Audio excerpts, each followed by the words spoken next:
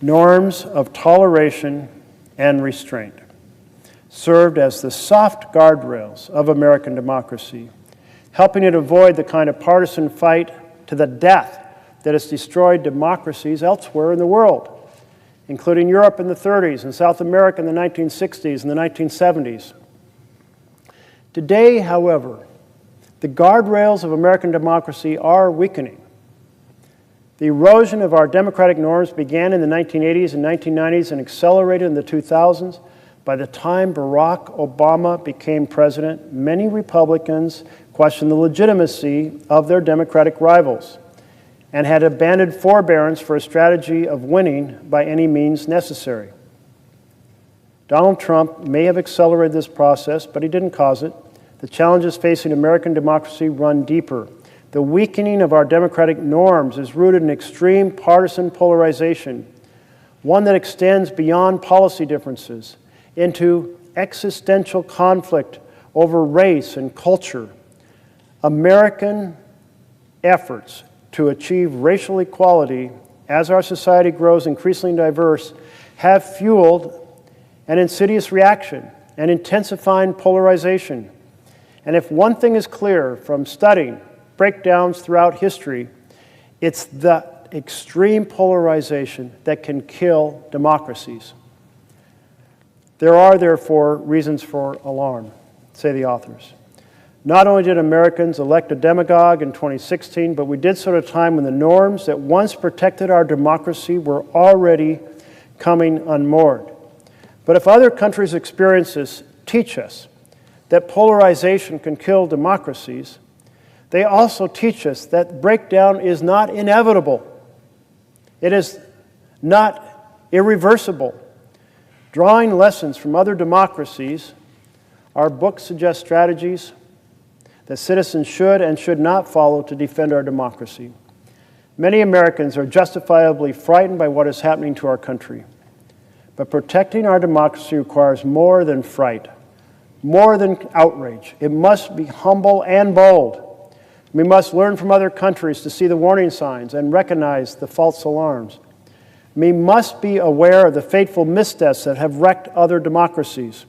And we must see how citizens have risen to meet the great democratic crises of the past, overcoming their own deep-seated divisions to avert breakdown. History doesn't repeat itself, but it rhymes. The promise of history and the hope, the authors say, of their book is that we find the rhymes before it is too late.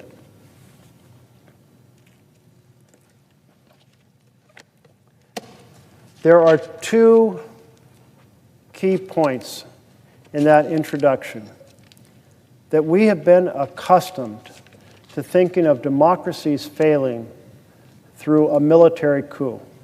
So as long as there is not a military coup, as long as the presidential palace is not burned, as long as troops don't march in the street and the Constitution is not thrown out and replaced by martial law, we're fine.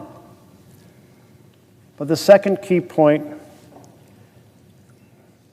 is that that is not the way democracies die today, is not by martial law, not by military coups, not, as the authors put it, by men with guns. Democracies die today by elected leaders, augmenting their power in an authoritarian quest, developing additional momentum from a rubber-stamped Congress, gaining further power from decisions handed down by a court, and then using the institutions of the government. Since returning to office in January, President Trump has willfully and continually broken the law. The path for this lawbreaking was clear before Trump returned to office. On July 1st, 2024, the Supreme Court's conservative majority found invisible ink in our Constitution. It says presidents have absolute immunity for committing crimes if they are done as official acts. The Brennan Center for Justice said of this ruling, quote, unfounded in both history and legal precedent, the decision poses a risk to our system of governance. I'm going to share with you their analysis of that ruling. This is the ruling, Trump versus the United States, that I commented on earlier, in which I said the Supreme Court has decided that the president is a king, immune from prosecution for committing crimes as long as they do it as an act of government. And once again, I'll emphasize that when this was going to the court, I said there is no way that our Supreme Court says the president is above the law. No way that he's immune for prosecution for crimes committed, because our founders were terrified of the president being immune from the law. They were terrified of a president being a king. And they like to say they're originalists. And if you look at the original context, it's so emphasized in every possible way that the checks and balances were designed to make sure that the president was not a king, that the vision for the country was hammered out in legislation crafted by people elected to serve in the House and serve in the Senate. And the president was to execute those laws, was to implement those laws, not to act as the sole power, crafting the vision, deciding what programs to fund, deciding how much money to give them, and over here, Congress is just a rubber stamp. And they certainly, the founders, never envisioned that the president was above the law. How the Supreme Court found invisible ink in the Constitution, I do not know. But here's an analysis by the Brennan Center of this decision. Written October 1st, 2024. Titled, The Supreme Court's Presidential Immunity Ruling Undermines Our Democracy. So again, this is before Trump was reelected in November, before he came back here in January 2025. The ruling in Trump versus United States is an affront to democracy and the rule of law, forfeiting critical checks on executive power. It undermines criminal accountability, or it undermines criminal accountability for presidents if their lawbreaking occurs in the course of official conduct. It endangers democratic accountability by potentially shielding presidents from prosecution for trying to overthrow elections. By inserting this opinion into a world where impeachment is no longer a viable option, the Supreme Court is licensing future presidents to subvert our democracy at will and protecting a past president, Donald Trump, who attempted just that. The majority of the justices in this opinion claim the court's ruling restores the founders' design for an energetic executive. But this distorts the founders' understanding of executive power in our constitutional democracy.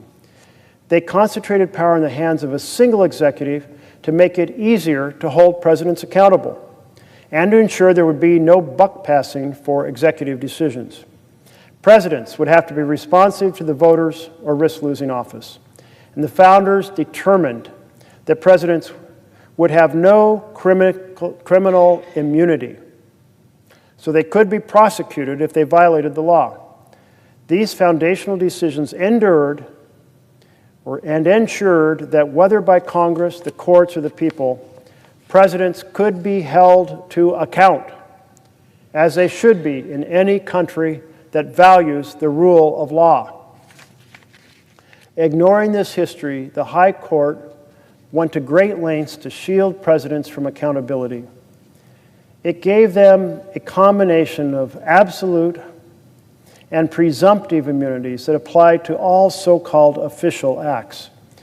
This practically invites future presidents to use the levers of the federal government to commit crimes. That's absurd and intolerable. But let's not disregard the potential retroactive effect. This decision may also let a former president off the hook for his flagrantly anti-democratic behavior. Trump is accused of attempting to overturn the 2020 election, essentially anointing himself by invalidating the choices of millions of voters. The court's ruling complicates the case against him considerably. It directed federal prosecutors to drop allegations tied to Trump's commandeering of the Department of Justice, and it requires the prosecutors to overcome a daunting presumption that Trump has immunity for much of the rest of his scheme. In doing so, it increases the risk that Trump may walk free, but that cannot be the outcome. Any opinion from the court that allows that is war with our system of self-government, a direct threat to our democracy itself. So the Supreme Court found something in our Constitution that no one else has been able to find over almost 250 years. Of course, our Constitution came 11 years after our Declaration of Independence. So let's say 240 years. 240 years, presidents accountable to the law, be prosecuted for crimes, and then suddenly in 2024, the Supreme Court said, we want to give immunity. We think it's good policy to give the president immunity. They said things like they didn't want the president to have to worry about whether they're breaking the law, so we'll just decide the president's immune to the law. You know, the Supreme Court's not supposed to make law. They're supposed to enforce the Constitution. But they designated themselves based on their judgment that it'd be a good thing for the president to be immune from potential prosecution, to just give him that power. They could have said, in their opinion, we think it might be good practice, so even though the Constitution doesn't say it, we encourage Congress to take a look at this possible policy improvement. And I think we would have sat here, Democrats and Republicans together, and said, who are you kidding? We've read the Constitution. We've taken an oath to the Constitution. There is no clause in Article 2 of the Constitution that says the president's immune from prosecution or that the president is above the law. And if you combine that power of the president to commit a crime with the power to also give pardons for anyone in the executive branch who is executing decisions of the president, you now have an entire executive branch that feels empowered to operate outside the law. Well, that's about where we are now. Combine immunity with the president's pardon power, and the entire executive branch believes it can operate outside of the law. And operating outside the law is exactly what we've seen. On January 20th, I sat in the rotunda of the Capitol, just down the hall from these double doors to my right, situated halfway between the House of Representatives and the U.S. Senate, for Donald Trump's inaugural address. It was not a traditional address in which a president lays out a vision. A traditional address, the president says, here is the vision I laid out for the country when I was campaigning, and now I'm going to work with Congress to implement this vision. And the reason the president says that is because the Constitution places the power to decide the direction of the country with Congress. What programs to fund and at what level to fund them. Power is placed with Congress. So to execute the vision from the campaign, presidents say, and I'm going to work with Congress. I'm going to work with both sides in Congress to build that future that I promised in my campaign. Instead, in his speech, Trump talked about ruling by executive order, governing by executive order, governing by fiat, nothing about working with Congress to achieve the vision. He issued 26 executive orders on his first day. He's issued more than 200 from that inauguration in January till now. Many of these orders have directly violated our country's legal statutes. It is a vision of government where power flows not from the law, but from President Trump. He fired 17 inspectors general, violating the law that allows the president to fire an inspector general only for cause and with 30 days' notice to Congress. Let me read you an article when these firings happened in January. The title is "Fired Inspectors General Raise Alarms as Trump's Administration Moves to Finalize the Purge," written by Charlie Savage on January 27th of this year. The Trump administration on Monday ordered former staff members for as many as 17 fired inspector general to immediately arrange for the return of work laptops, phones, parking decals, and ID cards, even as questions remained over whether President Trump broke the law in dismissing these independent watchdogs. Some of the fired officials were seeking to raise alarms about what had happened. Among them was Mark Greenblatt, whom Trump had appointed as Inspector General of the Interior Department 5 years ago, and who had led an interagency council of the watchdog officials until the new year. This raises an existential threat with respect to the primary independent oversight function in the federal government, Mr. Greenblatt said. We have preserved the independence of inspectors general by making them not swing with every change of a political party.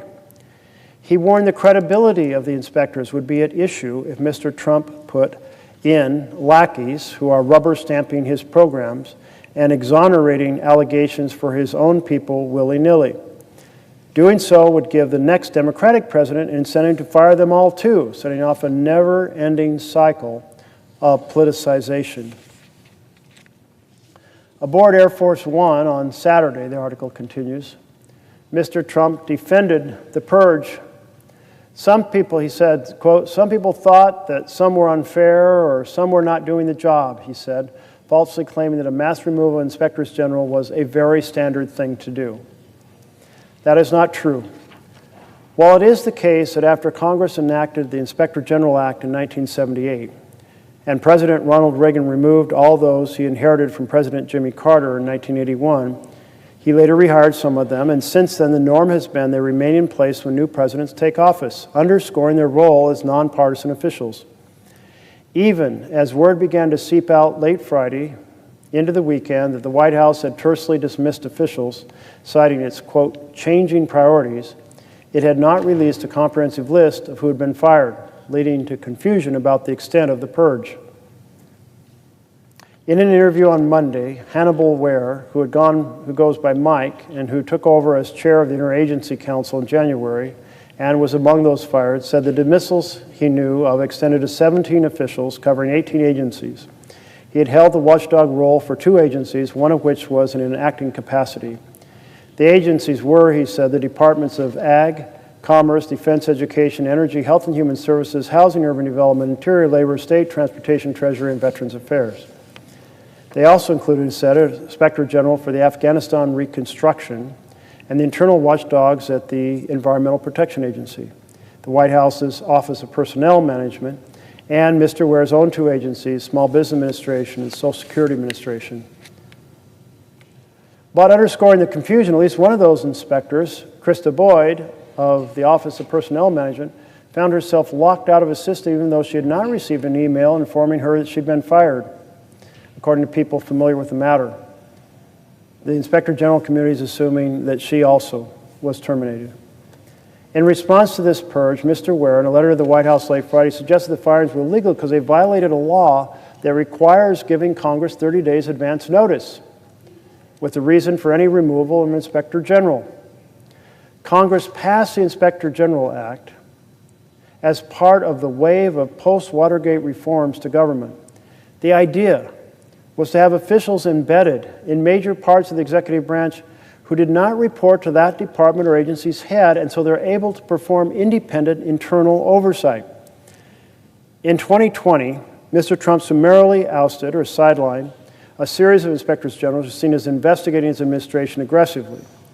Partly in response to that, Congress strengthened the 30-day notice law by requiring presidents to provide a substantive rationale, including a detailed, case-specific reason for a firing.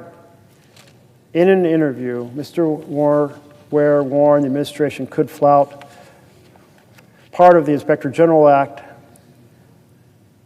then it would establish that it need not abide by the rest of the law, including provisions requiring giving watchdogs unfettered access to agency files. Quote, what strength is there in the Inspector General Act if they say they don't have to abide by parts of it, he asked. This is a threat to our democracy. Mr. Missel, who was removed as the IG for the Department of Veteran Affairs, pointed to Congress as a potential defense of the institution. He said, for inspectors general to continue to improve government services and ensure taxpayer funds are spent effectively, they must continue to be truly independent and have the support of Congress.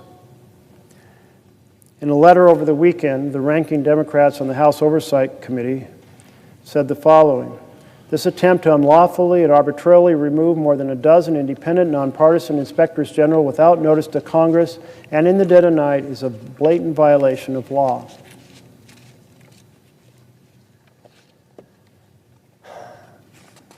It should disturb all of us that one of the first acts of this administration on this path to authoritarian control of our nation was to throw out those independent watchdogs. That, in fact, is a common symptom of an authoritarian takeover.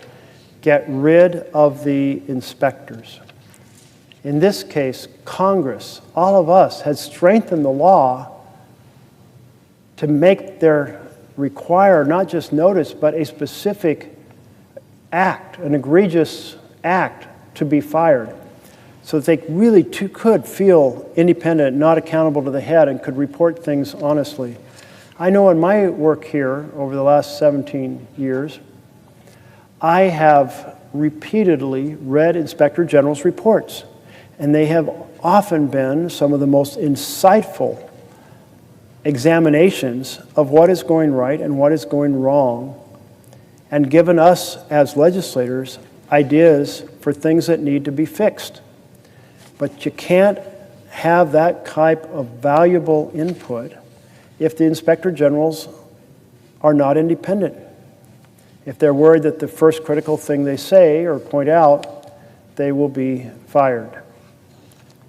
Now, it was also reported the Trump administration blocked funding for the Council of Inspectors General on integrity and efficiency. Block the funding for those who are dedicated to integrity and efficiency. Now let me share with you some reporting from just a week ago. And it's titled, Trump Administration Defunds the Federal Watchdog Office. The White House last week informed a federal office charged with conducting oversight of the Trump administration that it was blocking congressionally approved money for its operations for the coming fiscal year, effectively shuttering it after midnight on Tuesday. The blocked funds are not linked to the funding showdown between congressional Democrats and Republicans that could prompt a government shutdown. The decision to defund the Council of the Inspectors General on Integrity and Efficiency, which drew quick condemnation from top Republicans in the Senate who are now pressing to reverse it, was the latest effort by the White House to undermine independent investigators in the federal government. It was also an end run around Congress by a White House that has repeatedly sought to usurp legislative branch's power over federal spending. The move would shut down an umbrella office that supports the government's 72 inspectors general, could wipe out a public website where they post their reports, which includes a repository of decades of recommendations on how the government could save money. In a letter on Monday, Senators Collins, Republican of Maine, and Chairwoman of the Appropriations Committee, and Chuck Grassley, Republican of Iowa, Chair of the Judiciary, called on the White House to release the funding. Absent immediate action, they wrote, the watchdog office will furlough staff and terminate important functions that help prevent and detect waste, fraud, and abuse throughout the government.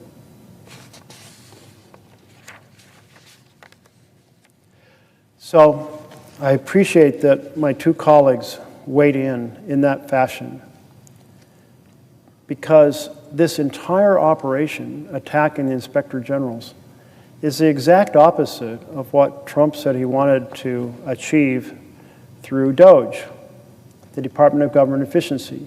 The inspector generals report when things are going wrong, and they report when things are going right. They provide suggestions on how things can be fixed. So if you really want to have a Department on Government Efficiency, one of the first things you would do is strengthen the inspector generals, not undermine them. If, on the other hand, you want to run the government in an authoritarian fashion, you don't want people keeping an eye on what you're doing and reporting it to Congress or reporting it to the American people. So you fire the inspectors.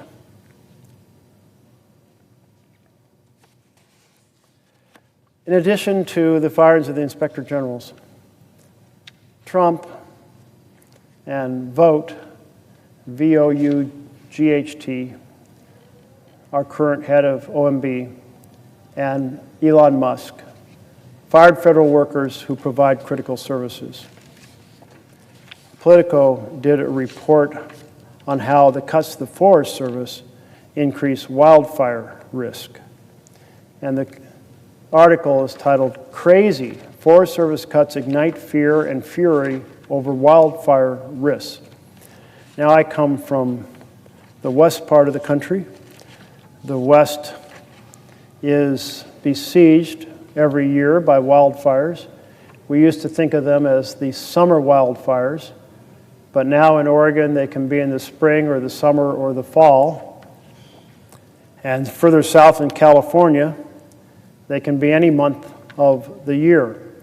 The wildfire seasons are getting longer because with climate change, our forests are drier. We also have more lightning strikes, often more wind, that fuels the fires from an initial small fire into a large conflagration. So whenever the infrastructure for fighting fires or treating the forest to reduce the risk of fire in the first place is assaulted, we get a little worried out west. But here is what the Politico article said. Officials from Nevada to New Jersey to Utah and beyond are scrambling to take stock of President Donald Trump's cuts to the U.S. Forest Service, deciding how to respond as the summer wildfire season looms. Forest fires aren't going to take 4 years off just because of who's in the White House, said Colorado Governor Polis in an interview following the announcement of a $7 million cut in state wildfire mitigation grants. So it's really important that states up the bar on preparation. Trump has cut 10% of the workers at the Forest Service, an agency that manages 193 million acres of national forests and grasslands, with more firings and a steep reorganization likely coming. About 75% of the agency staff are trained in wildland firefighting. That means there are fewer workers across the country clearing brush, thinning trees, we call this forest management, to reduce the risk and intensity of wildfires. And when fires do break out, there will be fewer workers to stop the spread of the fire.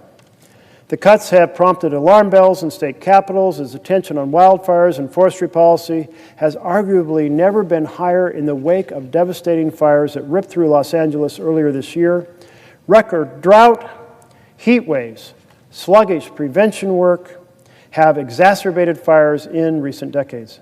An average of 3 million acres burned nationwide each year in the 1990s, but now the average is nearly 7 million acres per year, according to the National Interagency Fire Center.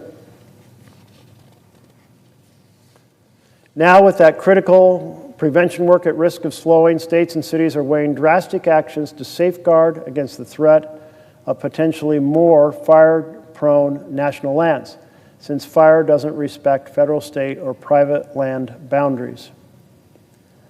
Nevada State Forester and Fire Warden Casey told Politico, "We're going to be headed into what could be a big fire season in the state of Nevada," adding that she can exercise emergency hiring authority if needed.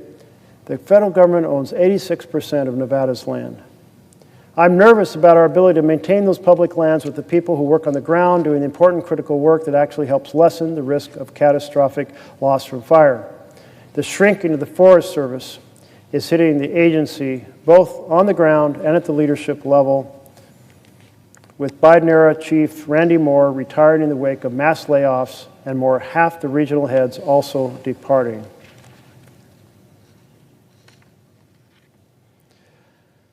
The article goes on at some length. I'm going to spare you from the rest of it because the point is quite clear. Massive cuts to the Forest Service were creating enormous danger of increased fires in the West. These firings were often in complete violation of the law. There is a law called the RIF law, the Reduction in Force law, and it lays out a very, very careful analysis that has to go on to make sure that when you do reduce the size of an agency, that you do it in a manner that produces the best possible results. And if you do the firings without that process, that is illegal. So firing inspector generals without notice broke the law. Firing them without cause broke the law. Firing forest workers without a proper RIF analysis broke the law. Trump also proceeded to fire the board members of independent agencies, violating laws that establish the terms of office and violating the laws that allow them to be fired only for cause. He violated the Anti-Deficiency Act when Elon Musk and Doge sent the fork-in-the-road email to 2 million federal employees, offering a buyout with pay through September 30th. He violated the Privacy Act when Trump, Musk, and the Doge accessed sensitive personal information from computers of the Social Security Administration. He violated a 2018 law banning reductions in indirect costs covered by NIH research grants when he capped those rates at 15%. Trump issued an executive order ending birthright citizenship, which is in our Constitution. It was quickly blocked by a federal judge. Trump is routinely bypassing the Senate's confirmation process by making interim appointments of U.S. attorneys around the country in clear violation of the intent and requirements of the law. Now, in this government shutdown, he's breaking several laws by using nonpartisan government agencies to amplify his political messaging. I'll read to you a letter that senators sent, including myself, to the administration, to Russ Vogt, the director of the Office of Management and Budget.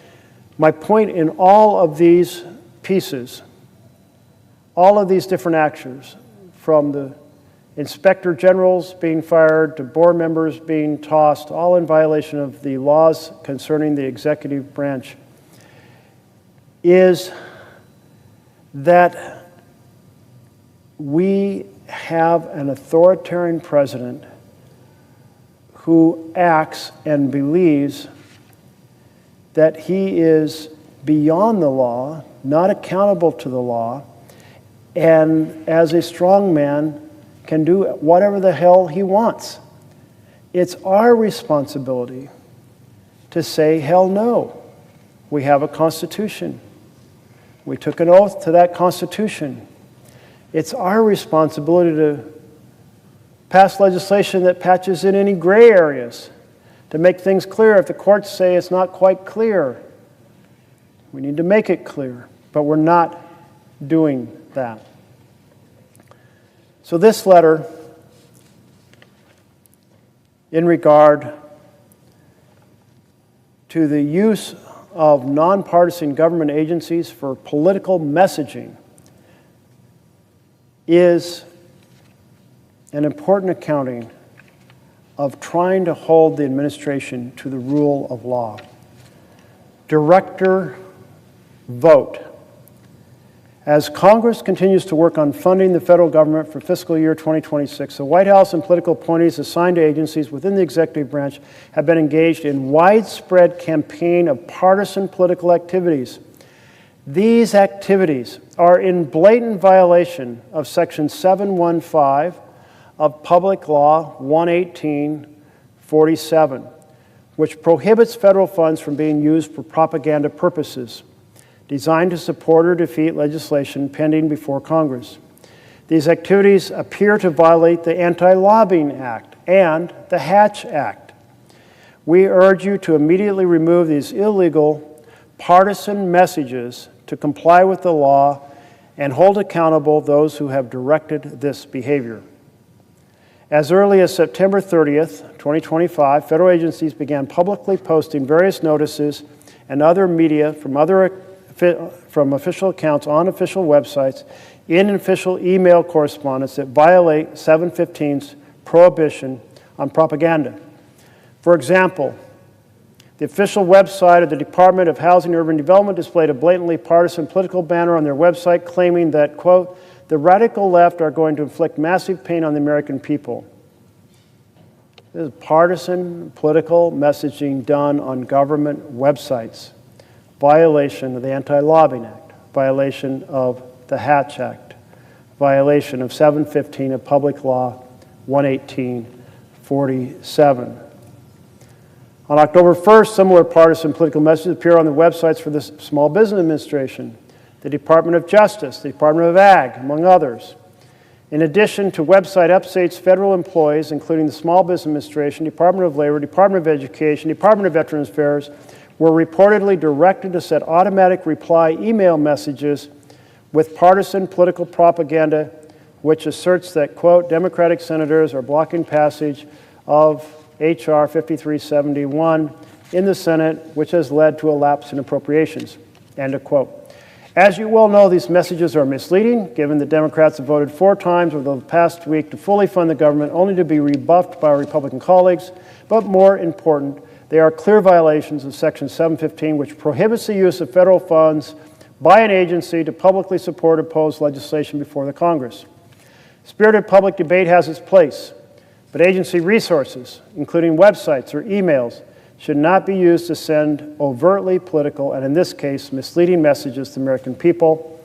Congress has long enacted laws to ensure partisan political activities and propaganda do not impede the government's ability to serve all Americans. Given the blatant, systematic, and repeated violations of Section 715 of Public Law 11847 and likely violations of the Anti-Lobbying and Hatch Acts over the last week, you must immediately remove these partisan messages from all executive branch agency communications and websites.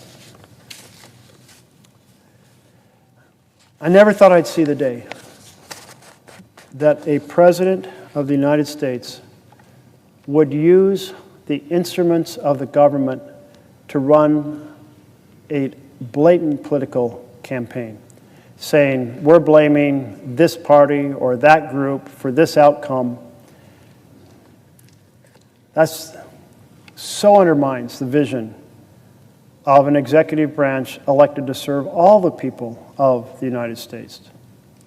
So undermines the vision that we do not politicize the functions of the executive branch. The way that they operate, the programs they support, the levels at which they're funded, all of those things will, of course, change according to laws that we pass here.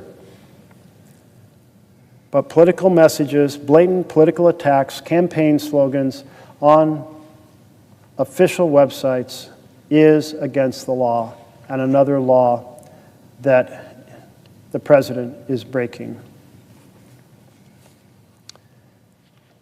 In March, The Atlantic published a piece titled, "America is Watching the Rise of the Dual State."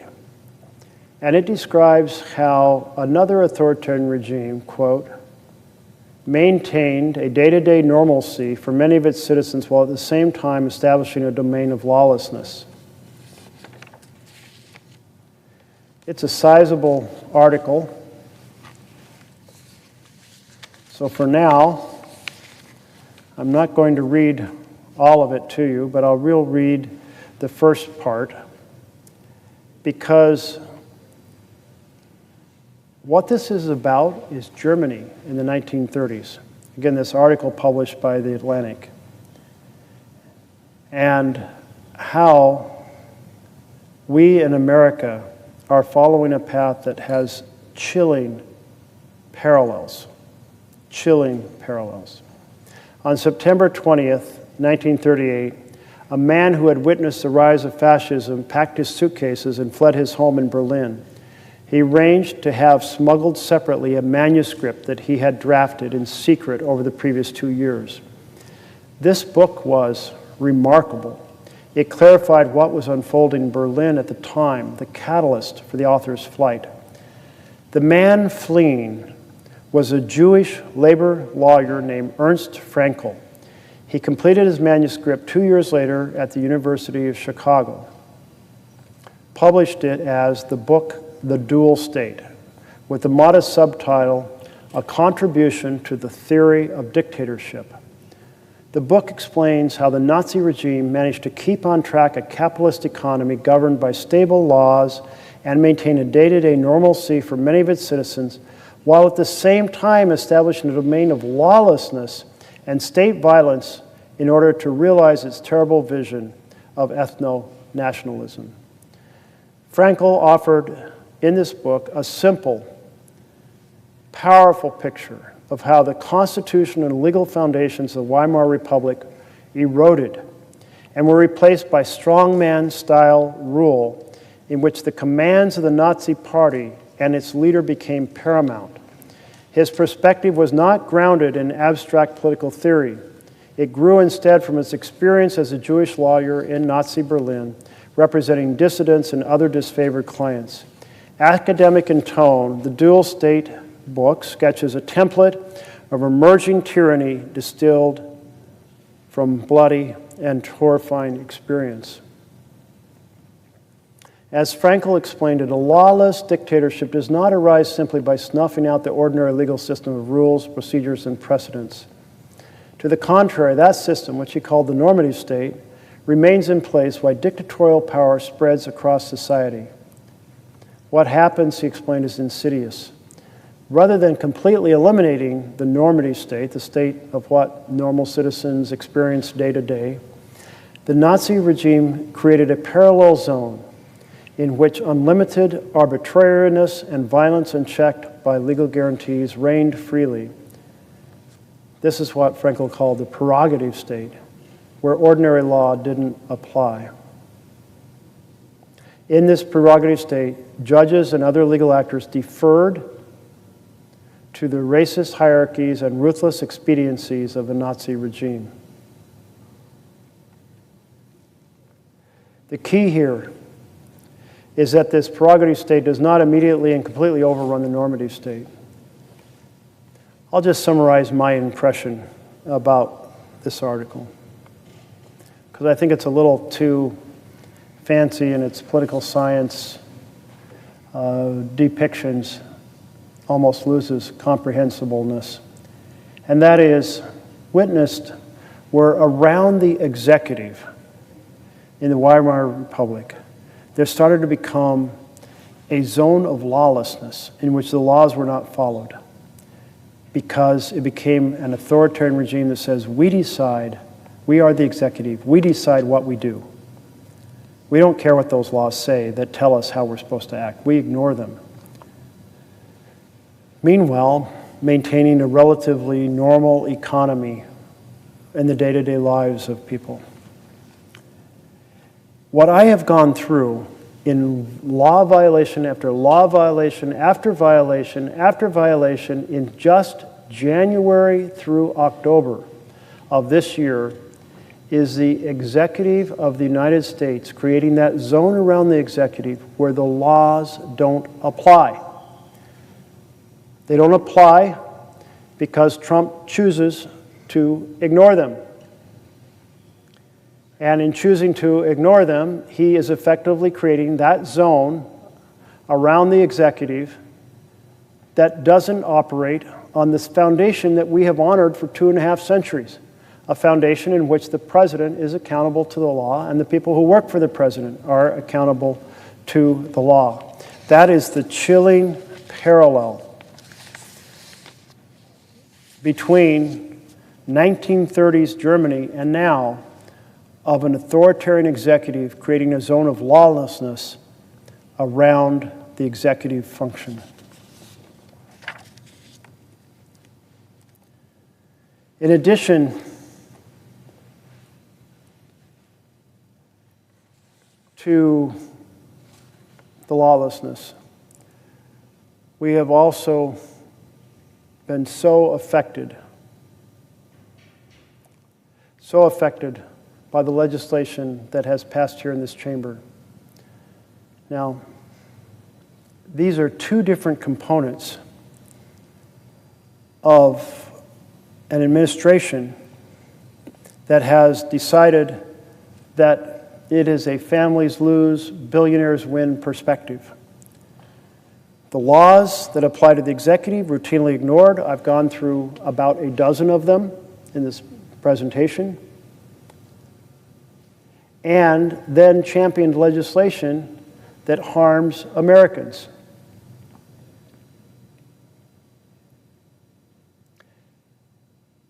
Those two things, one undermining our Constitution and establishing a strongman state, using that kind of authoritarian executive power to persuade the majority in the House and Senate to pass a law by the narrowest of margins. I think the vote here in the Senate was broken by the Vice President in passing that bill, convincing them to pass a law that hurts Americans.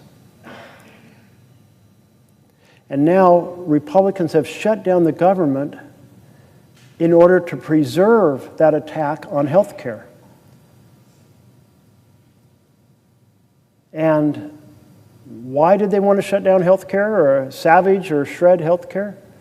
To give more tax breaks to billionaires. Slash nutrition programs to give tax breaks to billionaires.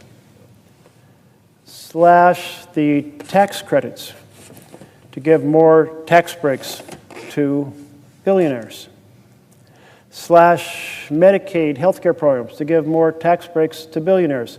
And on top of all that, add $30 trillion to the projected debt of the United States of America to give tax breaks to the richest Americans.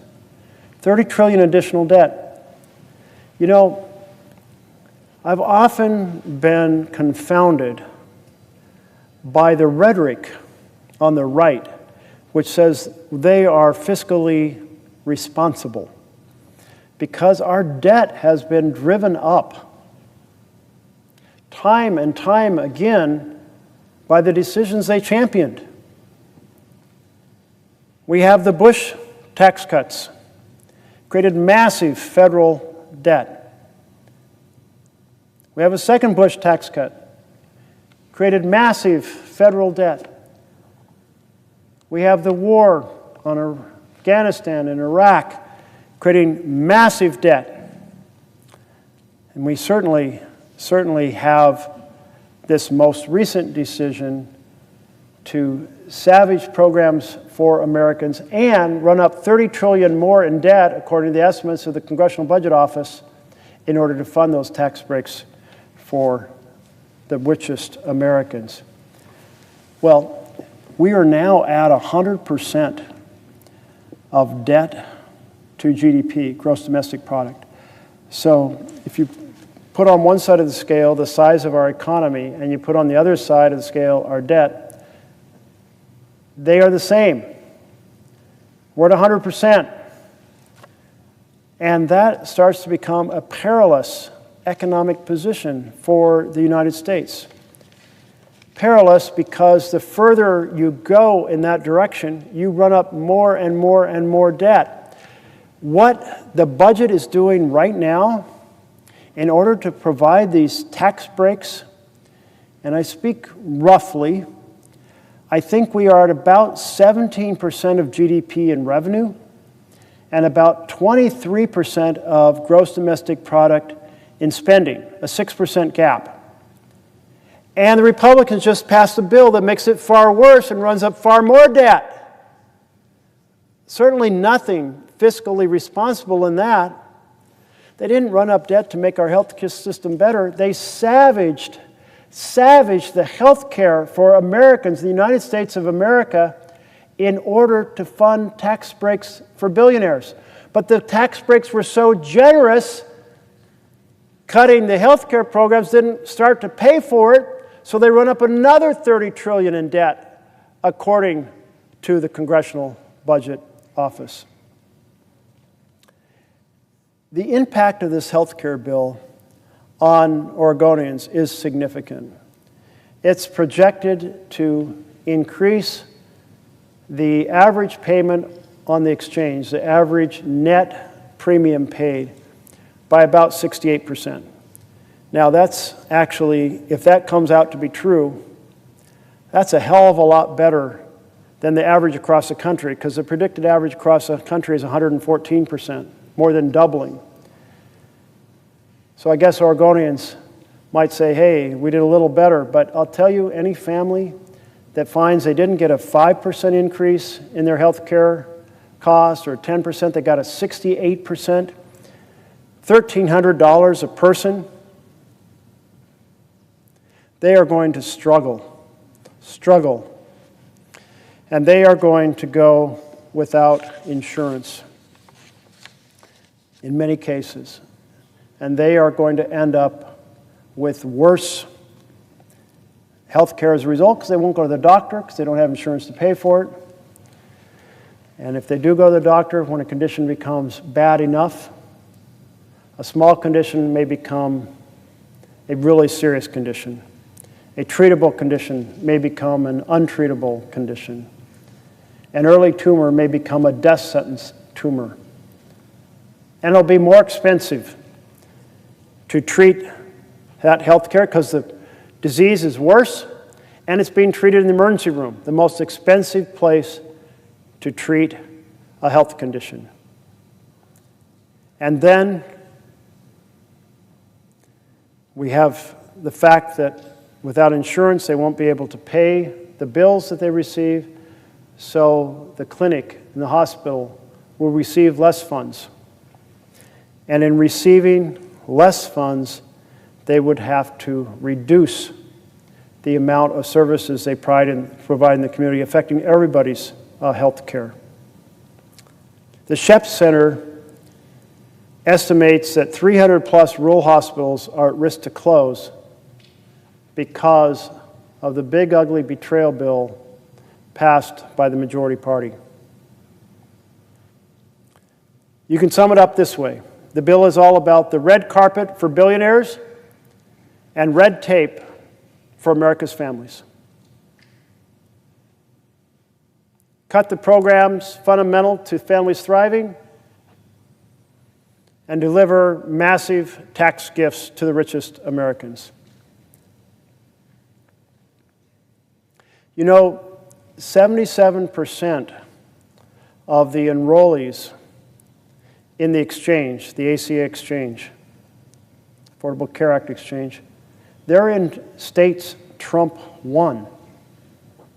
So when a Democrat stands up on this floor and says we need to fix these tax credits so people can afford insurance, the vast majority of people they're trying to help live in red states, because we're not advocating based on something that's partisan.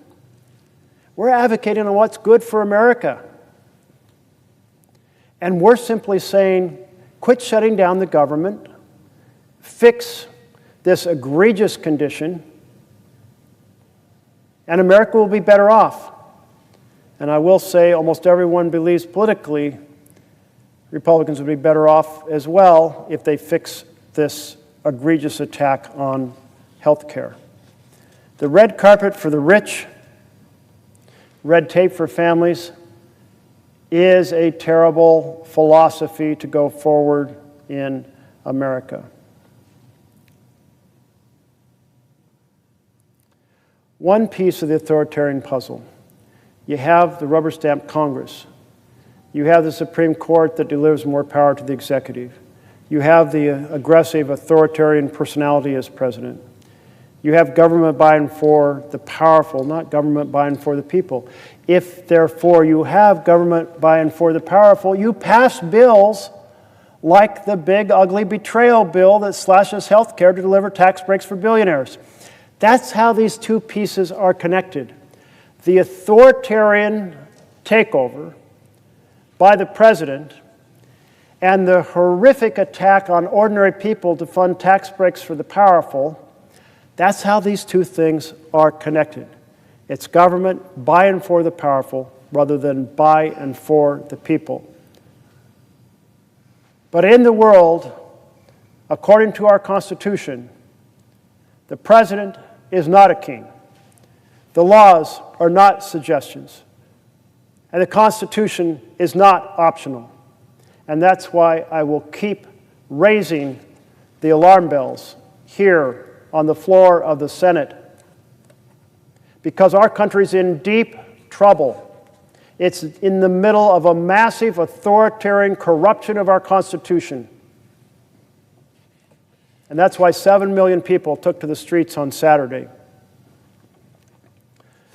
This brings us to the first chapter of How Democracies Die.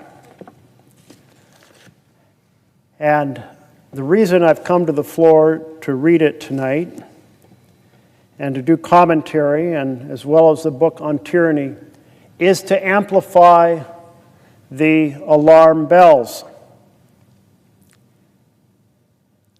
The citizens, 7 million strong, took to the streets in the largest demonstration in American history. But 7 million is only a small fraction of the population of this country. So just as they rang the alarm bells and hoped that their neighbors would pay attention, their newspapers would pay attention, that we, their electeds, would pay attention, it's important that those of us here in this Senate chamber also ring the alarm bells. And I've chosen these two books because there is no volume I know that better describes how democracies have died through an authoritarian takeover, not through a military coup, but through the obliteration of the checks and balances of the Constitution. So, Fateful Alliances is the name of this chapter. Again, I'm reading from this book, which I'll leave this up to remind folks. A quarrel has arisen between the horse and the stag. So the horse came to a hunter to ask his help to take revenge on the stag. And the hunter agreed, but said, "If you desire to conquer the stag, you must permit me to place this piece of iron between your jaws so that I may guide you with these reins. And allow this saddle to be placed upon your back so I may Keep steady upon you as we follow the enemy." The horse agreed, and the hunter soon saddled and bridled him, and then with the aid of the hunter, the horse soon overcame the stag instead of the hunter. "Now, get off and remove those things from my mouth and back." "Not so fast, my friend," said the hunter. "I have now got you under bit and spur and prefer to keep you as you are at present." It's a passage from Aesop's Fables. On October 30th, 1922, Benito Mussolini arrived in Rome at 10:55 in an overnight sleeping cart from Milan. He had been invited to the capital city by the king to accept Italy's premiership and form a new cabinet. Accompanied by a small group of guards, Mussolini first stopped at the hotel, and then, wearing a black suit jacket, black shirt, matching black bowler hat, walked triumphantly to the king's Quirinal palace. Rome was filled with rumors of unrest. Bands of fascists, many in mismatched uniforms, roamed the streets. Mussolini, aware of the power of the spectacle, strode into the king's marble-floored residential palace and greeted him. "Sire, forgive my attire. I come from the battlefield." This was the beginning of Mussolini's legendary march on Rome, the image of masses of black shirts crossing the Rubicon to seize power from Italy's liberal state became fascist canon, repeated on national holidays in children's school books throughout the 1920s and 1930s. Mussolini did his part to enshrine the myth.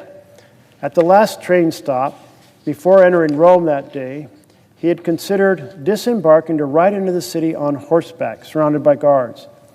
Though the plan was abandoned, afterward he did all he could to bolster the legend of his rise to power as, in his own words, a revolution, an insurrectional act, and launched a new fascist epoch. The truth was more mundane. The bulk of Mussolini's black shirts, often poorly fed and unarmed, arrived only after he had been invited to become prime minister. Arrived only after he'd been invited to become prime minister. The squads of fascists around the country were a menace, but Mussolini's machinations to take the reins of state were no revolution. He used his party's 35 parliamentary votes, divisions among establishment politicians, fear of socialism, and the threat of violence to capture the attention of the timid King Victor Emmanuel III, who saw in Mussolini a rising political star and a means of neutralizing unrest. With political order restored by Mussolini's appointment and socialism in retreat, the Italian stock market soared. Elder statesmen of the liberal establishment, such as Giovanni Giolitti, Antonio Salandra, found themselves applauding the turn of events. They regarded Mussolini as a useful ally, but not unlike the horse in Aesop's fable. Italy soon found itself under bit and spur.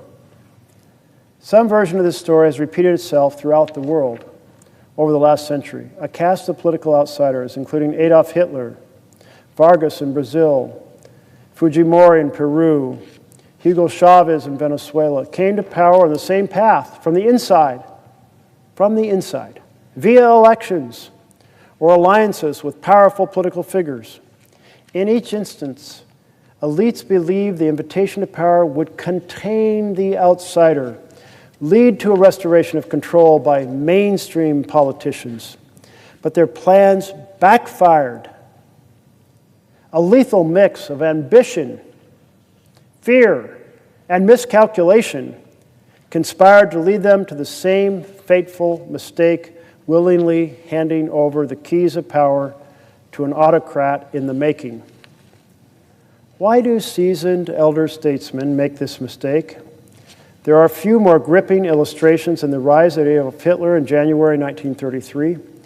His capacity for violent insurrection was on display as early as Munich's beer hall push of 1923, a surprise evening strike in which his group of pistol-bearing loyalists took control of several government buildings and a Munich beer hall where Bavarian officials were meeting.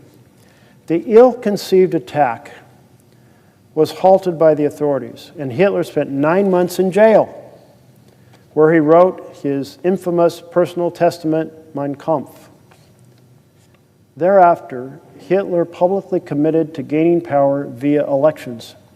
Initially, his National Socialist movement found few votes. The Weimar political system had been founded in 1919 by a pro-democratic coalition of Catholics, liberals, social democrats. But by 1930, with the German economy reeling, the center-right fell prey to infighting. The communists and the Nazis grew in popularity. The elected government collapsed in March 1930 amid the pain of the Great Depression. With political gridlock blocking government action, the figurehead president, World War I hero Paul von Hindenburg, took advantage of a constitutional article giving the head of state the authority to name chancellors in the exceptional circumstance that Parliament failed to deliver governing majorities. The aim of those unelected chancellors and the president was not only to govern, but to sideline the radicals on the left and right. First, Center Party economist Heinrich Brüning, who would later flee Germany to become a professor in the United States, attempted but failed to restore economic growth. His time as chancellor was short-lived. President von Hindenburg turned next to nobleman Franz von Papen, and then in growing dependency to von Papen's close friend and rival, former defense minister General Kurt von Schleicher. But without parliamentary majorities in the Reichstag, stalemate persisted. Leaders, for good reason, feared the next election. Convinced that something must give, a cabal of rivalrous conservatives convened in late January 1933 and settled on a solution. A popular outsider should be placed at the head of the government. They despised him, but knew that at least he had a mass following. And most of all, they thought he could control him. On January 30th, 1933, von Papen, one of the chief architects of the plan, dismissed worries over the gamble that would make Adolf Hitler chancellor of a crisis-ridden Germany with the reassuring words, "We've engaged him for ourselves. Within 2 months, we will have pushed him so far into a corner he will squeal."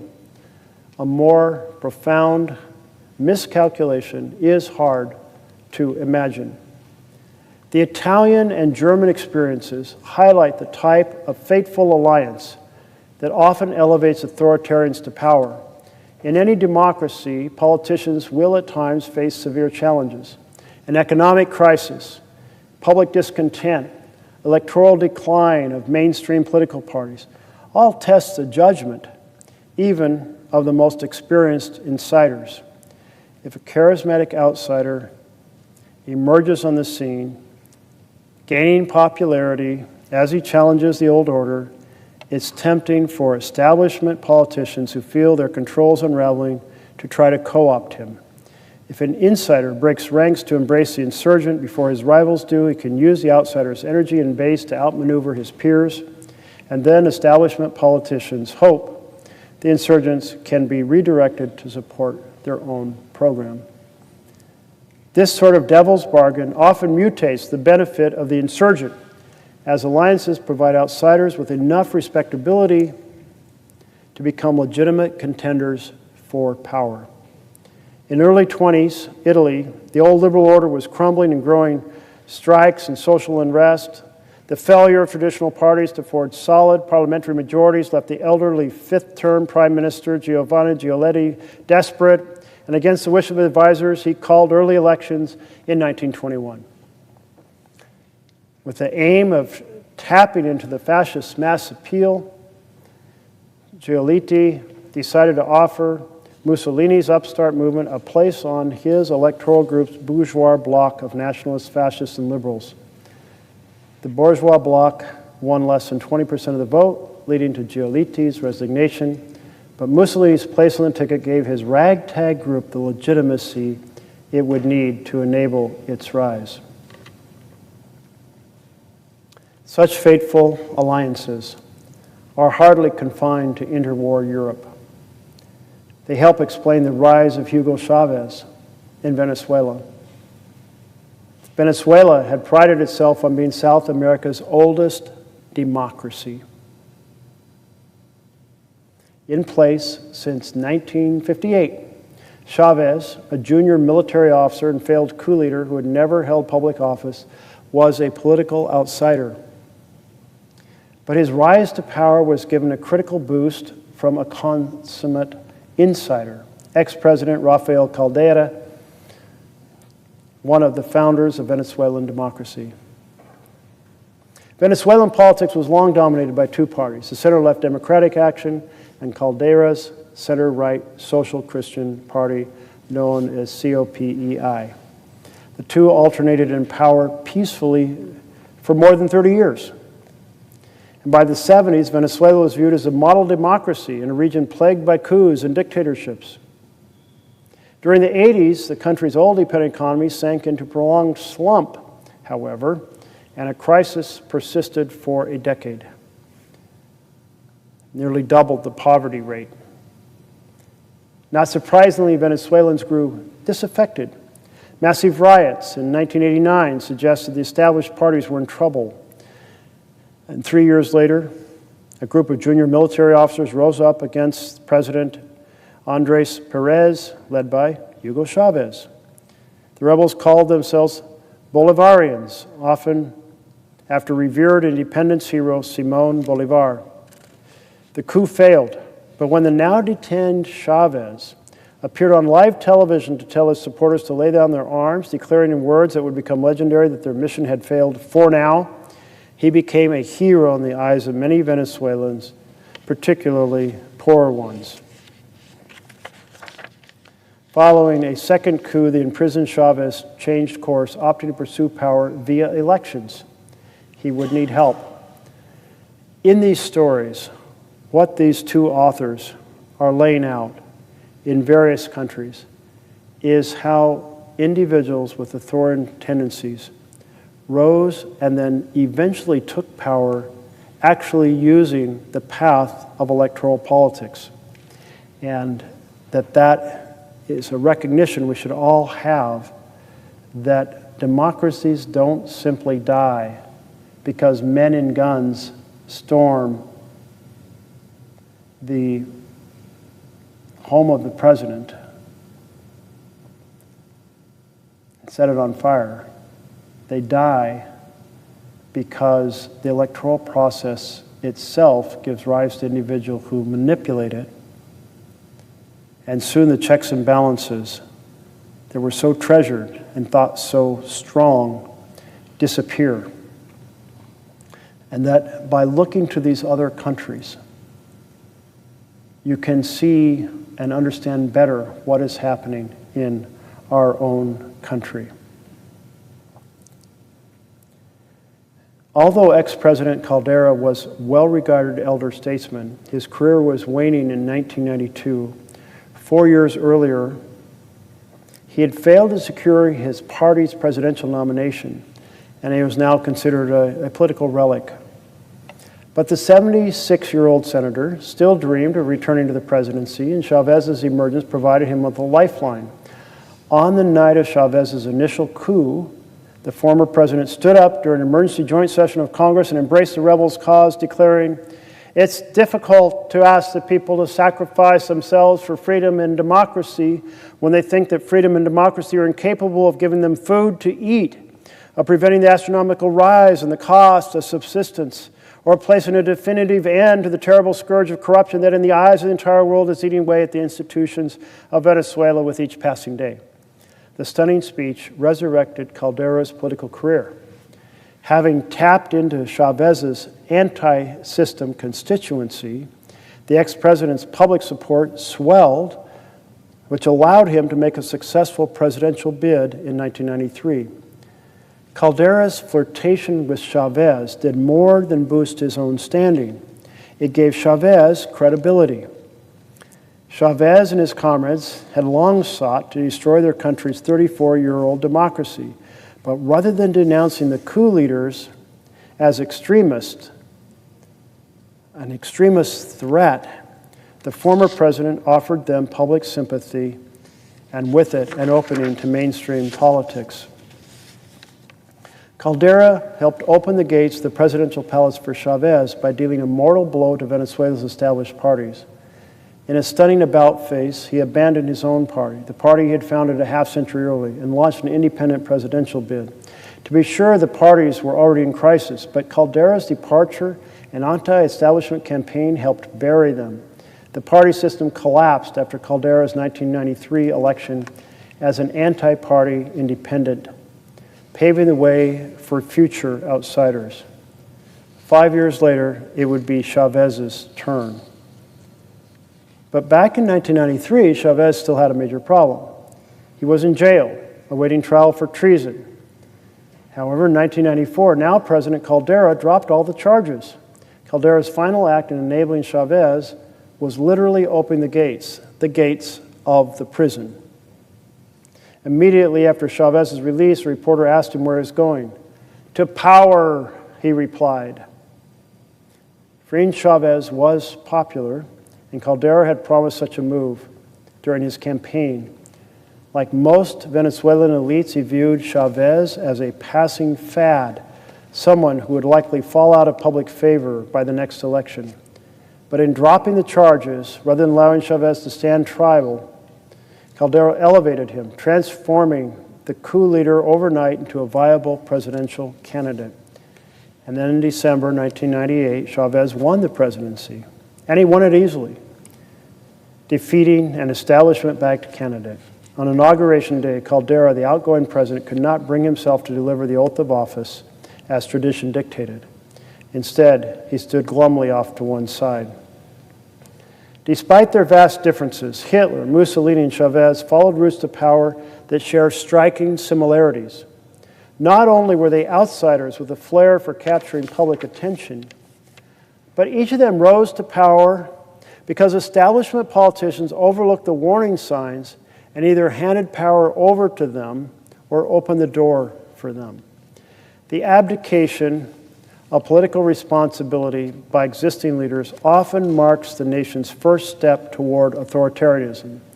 Years after Chavez's presidential victory, Rafael Caldera explained his mistakes simply. Quote, "Nobody thought Chavez had even the remotest chance of becoming president." End of quote. And merely a day after Hitler became chancellor, a prominent conservative who aided him admitted, quote, "I have just committed the greatest stupidity of my life. I have allied myself with the greatest demagogue in world history." End of quote. Not all democracies have fallen into this trap. Some, including Belgium, Britain, Costa Rica, and Finland, have faced challenges from demagogues, but also managed to keep them out of power. How have they done it? It's tempting to think the survival is rooted in the collective wisdom of the voters. Maybe Belgians and Costa Ricans were simply more democratic than their counterparts in Germany or Italy. After all, we like to believe that the fate of government lies in the hands of its citizens. If people hold democratic values, democracy will be safe. If citizens are open to authoritarian appeals, then sooner or later, democracy will be in trouble. But this view is wrong. It assumes too much of democracy, that the people can shape it at will, the kind of government they possess. It's hard to find any evidence of majority support for authoritarianism in 1920s Germany or 1920s Italy. Before the Nazis and fascists seized power, less than 2% of the population were party members, and neither party achieved anything close to a majority of the vote in free and fair elections. Rather, solid electoral majorities opposed Hitler, opposed Mussolini, before both men achieved power with the support of political insiders blind to the danger of their own ambitions. Hugo Chavez was elected by a majority of voters, but there is little evidence that Venezuelans were looking for a strongman. At the time, public support for democracy was higher than in Chile, a country that was and remains stably democratic. According to the 1998 Latino Barometro survey, 60% of Venezuelans agreed with the statement, democracy is always the best form of government. Only 25% agreed that under some circumstances an authoritarian government can be preferable. By contrast, only 53% of respondents in Chile agreed that democracy is always the best form. Potential demagogues exist in all democracies, and occasionally one or more of them may strike a public chord. But in some democracies, political leaders heed the warning and take the steps to make the authoritarians not form in the government. They remain on the fringes, far from the centers of power. When faced with the rise of extremists or demagogues, they make a concerted effort to isolate them, to defeat them. Although mass responses to extremist appeals matter, what matters more is whether political elites, especially parties, serve as filters. Put simply, political parties are democracy's gatekeepers.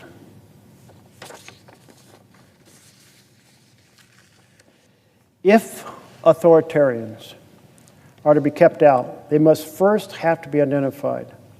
There is, alas, no foolproof advance warning system. Many authoritarians can easily be recognized before they come to power. They have a clear track record. Hitler led a failed putsch. Chavez led a failed military uprising.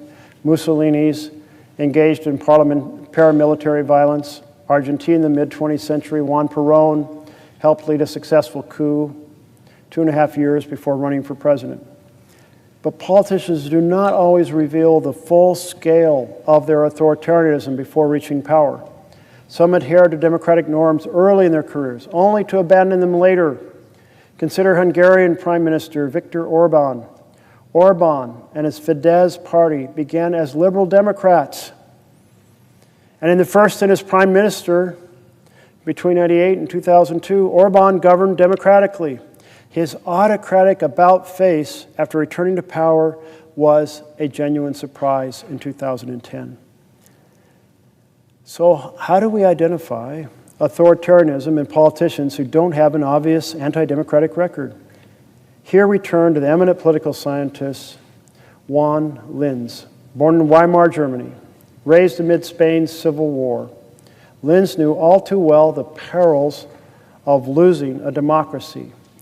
As a professor at Yale, he devoted much of his career to trying to understand how and why democracies die. Many of Linz's conclusions can be found in a small book called The Breakdown of Democratic Regimes. It was published in 1978. The book highlights the role of politicians, showing how their behavior can either reinforce democracy or put it at risk. He proposed a litmus test for identifying anti-democratic politicians. Building on his work, we have developed a set of 4 behavioral warning signs that help us know an authoritarian when we see one. We should worry when a politician, 1, rejects in words or action the democratic rules of the game. 2, denies the legitimacy of opponents. 3, tolerates or encourages violence. Or 4, indicates a willingness to curtail the civil liberties of opponents, including the media. They've been put a table in the book to assess politicians in terms of these 4 factors. A politician who meets even one of these 4 factors is cause for concern. What kinds of candidates tend to test positive on a litmus test for authoritarianism? Very often populist outsiders. Populists are anti-establishment. Figures who, claiming to represent the voice of the people, wage war on what they depict as a corrupt and conspiratorial elite. They deny the legitimacy of established parties, attacking them as undemocratic or even unpatriotic. They tell voters the existing system is not really a democracy, but has been hijacked, corrupted, or rigged. They promise to bury the elite and return power to the people. This discourse should be taken seriously. When populists win, they often assault democratic institutions. In Latin America, for example, all 15 presidents elected in Bolivia, Ecuador, Peru, and Venezuela between 1990 and 2012. Of those 15, 5 were populist outsiders: Fujimori, Chavez, Evo Morales, Lucio Gutierrez, and Rafael Correa. All 5 ended up weakening the democratic institutions. So those 4 factors really are something for us to pay significant attention to. Does an individual reject democratic rules of the game? Do they express a willingness to violate the Constitution? Do they suggest a need for anti-democratic measures such as canceling elections, or banning certain organizations, or restricting civil rights? Do they seek to use extra-constitutional means to change the government?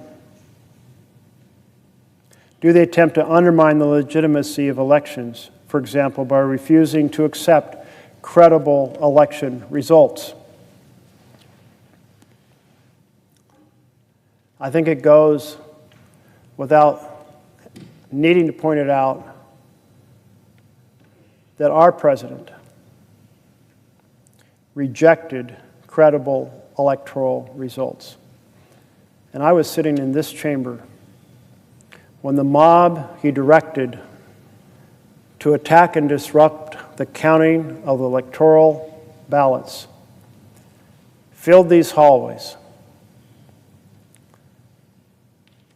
when multiple police officers were attacked and injured. It was stunning to sit here in our democracy and see our Capitol Police running to lock these doors to protect us. Stunning to have them first tell us, quickly leave the chamber, and then quickly say, don't leave the chamber, while they organized an escape route.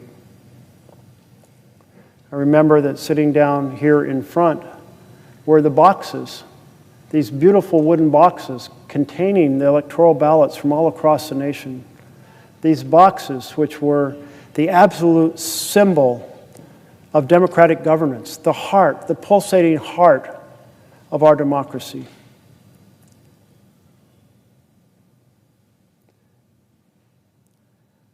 Eventually, the officers said, ready, we want you to leave. Leave quickly by this door that's in front of me and to the left. And as they guided us out, one of the members of the parliamentarian team said, we need to grab the ballot boxes. And thank goodness they did, because I have no doubt that mob would have burned or destroyed those boxes of ballots that contained the decision of our states across this country. The folks who rampaged through the hallways here were calling for the death of the vice president. They certainly were determined to block the counting of ballots, to interrupt the peaceful transfer of power. What is extraordinary is that since our election of George Washington, each president in turn has facilitated the smooth transition to the next president. May not have been somebody they agreed with. It may not be somebody they liked. It may have been somebody from the far side of the political spectrum.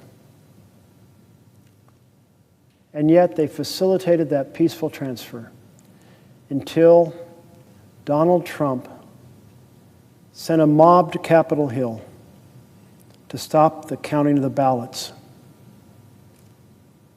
So when the authors of this book lay out how various folks have undermined democracy in elected office, but had previously and been engaged in some sort of action to try to disrupt the function of the democracy, there is a parallel here that should not be ignored. The second warning feature is denying the legitimacy of political opponents. Do they describe their rivals as subversive or opposed to the constitutional order? Do they claim that their rivals constitute a threat to national security? Do they baselessly describe their partisan rivals as criminals whose supposed violation of the laws disqualifies them from participation in the political arena? Do they baselessly suggest their rivals are foreign agents and that they are secretly working in alliance with a foreign government? We have, right now, a president who has an enemies list. Well, Nixon had an enemies list, but he didn't operationalize the powers of the executive branch to go after them the way President Trump is doing right now. The third warning sign is related to toleration or encouragement of violence. Do they have ties to militias or guerrillas or organizations that engage in illicit violence? Have they or their partisan allies sponsored or encouraged mob attacks? Have they tacitly endorsed violence by their supporters by refusing to unambiguously condemn it and punish it? Have they praised other significant acts of political violence, either in the past or elsewhere in the world? Well, certainly, we see in President Trump that he did encourage a gang to come, or a mob to attack Capitol Hill. There was no condemnation of it. And as for punishing it, he issued pardons of the people who attacked Capitol Hill to stop the peaceful transfer of power. The fourth is readiness to curtail civil liberties, including the liberties of opponents and the media. Have they supported laws or policies that restrict civil liberties, such as expanded libel, defamation laws, laws restricting protest or criticism of the government or certain civic or political organs? Have they threatened to take legal or other punitive action against critics in rival parties, civil societies, or the media? Have they praised repressive measures taken by other governments, either in past or elsewhere in the world? Certainly, there again, we hear the resonance of President Trump, a man who has constantly praised dictators around the world, seeing them as the individuals that he respects and admires. And we've certainly seen him taking legal action against those he disagrees with, against our networks, against our universities, against our law firms. So these are four tests that in 2018, these scholars laid out. These are the early warning signs of authoritarian power. And we see that each and every one of them reverberates at this moment. So that's why tonight I have come to ring the alarm bells. To ring the alarm bells that our democracy is in deep trouble. We have an authoritarian president. We have a rubber-stamped Congress. We have a Supreme Court handing the executive more power. The three major elements that wipe out the separation of powers and the checks and balances of the Constitution. We have in President Trump an individual that has conducted himself in the manner that rings each one of the alarm bells that these scholars indicate are signs of an authoritarian personality. Their book goes on. Keeping authoritarian politicians out of power is more easily said than done. Democracies don't ban parties or prohibit candidates from standing for election. And we do not advocate such measures. The responsibility for filtering out authoritarians lies with the political parties and the party leaders, the democracy's gatekeepers.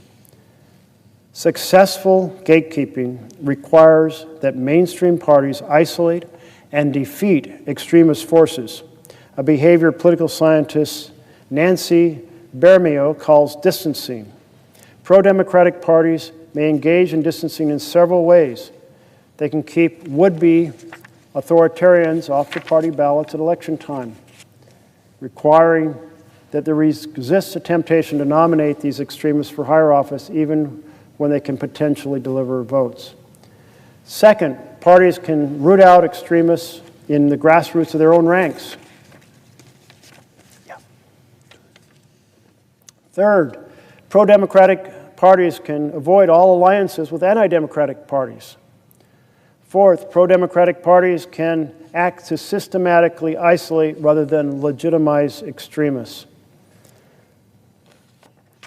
Finally, whenever extremists emerge as serious electoral contenders, mainstream parties must forge a united front to defeat them.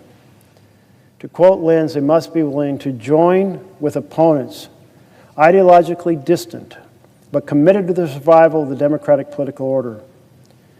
In normal circumstances, this is almost unimaginable. Each party's followers would be infuriated at the seeming betrayal of principles. But in extraordinary times, courageous party leadership means putting democracy and country before party and articulating to voters what is at stake. When a party or politician that tests positive on our litmus test emerges, there is little alternative. United democratic fronts can prevent extremists from winning power, which can mean saving a democracy.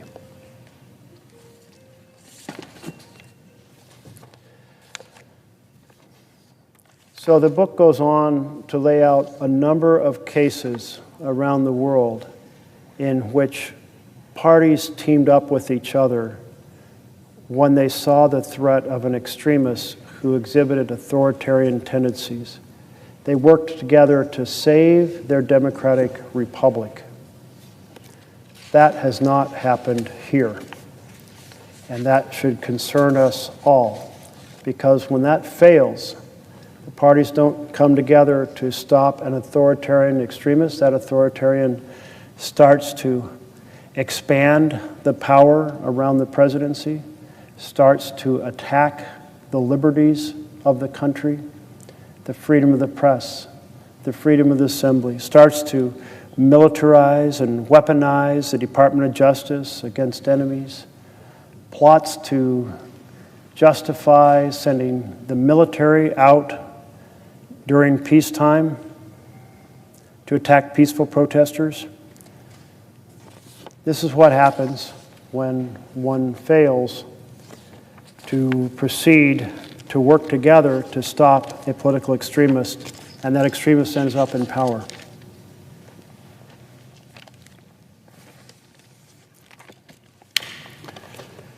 The mastermind behind Trump's 100 days of chaos and lawbreaking is Russ Vought.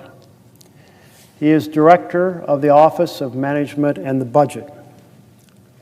He directed that office at the end of Trump's first term. In the intervening 4 years, he was the architect of Project 2025, and now he leads OMB again. I interviewed him in my office before his nomination hearing, and he was very clear with me about his viewpoint, in which he says the president has complete power over every element of the executive branch. Unitary executive theory. The president, he believes, can ignore all the laws passed by Congress and perhaps orders of the court that constrain how the president manages the executive branch. Vought anticipates that when Trump's lawbreaking reaches the Supreme Court, a deferential court will legitimize the unitary executive theory and hand Trump more power. And so far, this year, he has been right. I called Mr. Vought as the chief engineer of Trump's authoritarian campaign the most dangerous man in America. I led a 30-hour Senate debate on his nomination to put a spotlight on him and his dangerous ideas. But he was confirmed to the position of OMP, where he's become the conductor of the Trumpian authoritarian train, lining up policy after policy after policy to be signed by the president in executive order after executive order after executive order. He has proven extremely effective in this undertaking. Several hundred executive orders prepared and signed. Multiple attacks on our fundamental freedoms carefully coordinated. Attack on the freedom of the press. Trying to tell networks what errors they can have, even what comedians can perform. Attacks, certainly, on our newspapers, on our universities, on our law firms. Nowhere has his efforts been more effective, however, than in stealing congressional power of the purse. Article 1 of our beloved We the People Constitution says Congress will decide what programs will be funded and how much. Now, that law has to be signed by the President, but once signed, it is the law. Drafted by Congress, passed by the House, passed by the Senate, signed by the President, it is the law. But Mr. Vogt thinks not. He felt that these laws regarding what programs should be funded are simply suggestions. Every time you hear the President say, or a member of his cabinet say, or Mr. Vogt say, we shut down a program because it's not in line with the President's priorities, what you're hearing is the articulation of the President making the decisions about what programs are funded and at what level. A direct violation of the Constitution. The power of the purse. This strategy is illegal. It is unconstitutional. And the Supreme Court has said so twice. In 1975, the Supreme Court ruled that the Nixon administration could not ignore Congress's power of the purse through impoundments. Now, the ruling was in 1975. Nixon was already out of power because of Watergate, but it stemmed from the Nixon administration's actions to say, oh, Congress approved these funds for programs I don't like, so I'm just not going to forward the funds to the departments and kill the programs. And the Supreme Court robustly said, hell no. You can't do that. That's unconstitutional. That violates the separation of powers. That violates our Constitution. In 1998, the Supreme Court ruled that Congress could not give away or delegate its power of the purse to the President through a line item veto. This is a very popular idea at the time. When the Gingrich election occurred, and I say Gingrich election, he really put forward a whole new strategy for the Republican members of the House. He said, for too long, we have simply worked to make laws better and include more of our elements. But that simply results in laws passing and the majority, Democrats, taking credit for them. We would do far better to oppose them in every way we can and then argue to the American people, they have failed to govern well, so elect us. In addition, he laid out a series of reforms. Contract with America. And in so doing, he really touched a strong vein of enthusiasm across the land. And so the House, for the first time in, I think, 4 decades, became a Republican majority. And certainly it was a Republican majority here in the Senate. And so in that time period between January 95 and January 97, stemming from the November 94 election, this were a number of strategies that they wanted to implement, some of them straight off of their contract with America. And one of those was to do a constitutional amendment that would create a balanced budget. And they needed no extra votes in the House. They passed it easily. They had the supermajority, the 2/3 supermajority needed.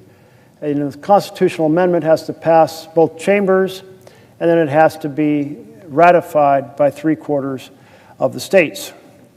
And then it ran into trouble over here in the Senate. They had 66 votes, but not 67 votes, and they needed 67. And the one Republican who held out was Senator Mark Hatfield.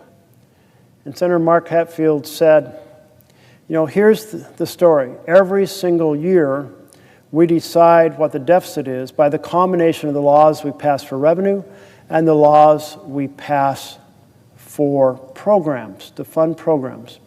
And Hatfield was chair of the Appropriations Committee, the Spending Committee. And so with this in mind, that every year Congress decided how much deficit or debt there would be, well, Hatfield said that's the right answer, because sometimes we need to spend more because we have a national security challenge, a war. And sometimes we need to spend more because we're in a recession. And other times we need to save more, but we decide this on a year-by-year basis. Anyway, that was one of the themes of the Gingrich Revolution. And it did not make it through the Senate because it was one vote short, and so it never went out to the voters in the collected states. But a second idea on this agenda was a way we can control the budget is to let the president decide. We will simply take the Constitution, which says it falls on us, all of us, to proceed to decide, and we will simply delegate that to the president. Well, that's like creating a strongman state. Now you have the president not just executing the laws, but deciding what programs will be funded at what level. And the Supreme Court said, hell no. We have a constitution. We have a democracy. And we do not vest both the creation of the laws and the execution of the laws in the same branch of government. Congress must decide and write the laws on how much is to go to what programs. And they cannot give away that power to the president. You would be creating an authoritarian state. You cannot do that. You took an oath to the office and an oath to the Constitution. The Constitution lays out a separation of powers, and you cannot delegate that away. That's why I called Vogt the most dangerous man in America, because he was in my office saying that's exactly what he intended to do, was to take that power away from Congress and hand it to the president. And I must say, I complimented him on his honesty that that was his intention. He wasn't disguising it one bit. It was his life philosophy, or his philosophy of his life about our government. It was what he had written into the architecture of Project 2025, a vastly stronger authoritarian presidency. And he was telling me in my office before his hearing on the Budget Committee that that was exactly what he intended to execute, and that he would be backed up by the Supreme Court. So Trump, once in office, did impound funds. He did shut down programs that were funded by law without authority to do so. Some of them were ones that electric charging stations across America, programs for sanctuary cities, immigration lawyers who represent unaccompanied children. But the most notorious impoundment was the weekend attack on the U.S. Agency for International Development. On February 3rd, Elon Musk posted on X that he and Doge had spent the weekend feeding USAID into the wood chipper.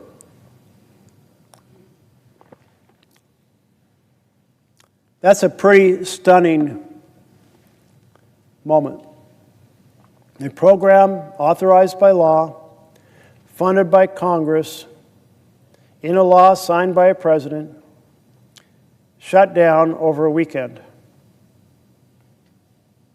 No consultation with Congress, no hearings, no consultation with the countries where these programs operated, no consultation with other governments that provide help to see if they would step in.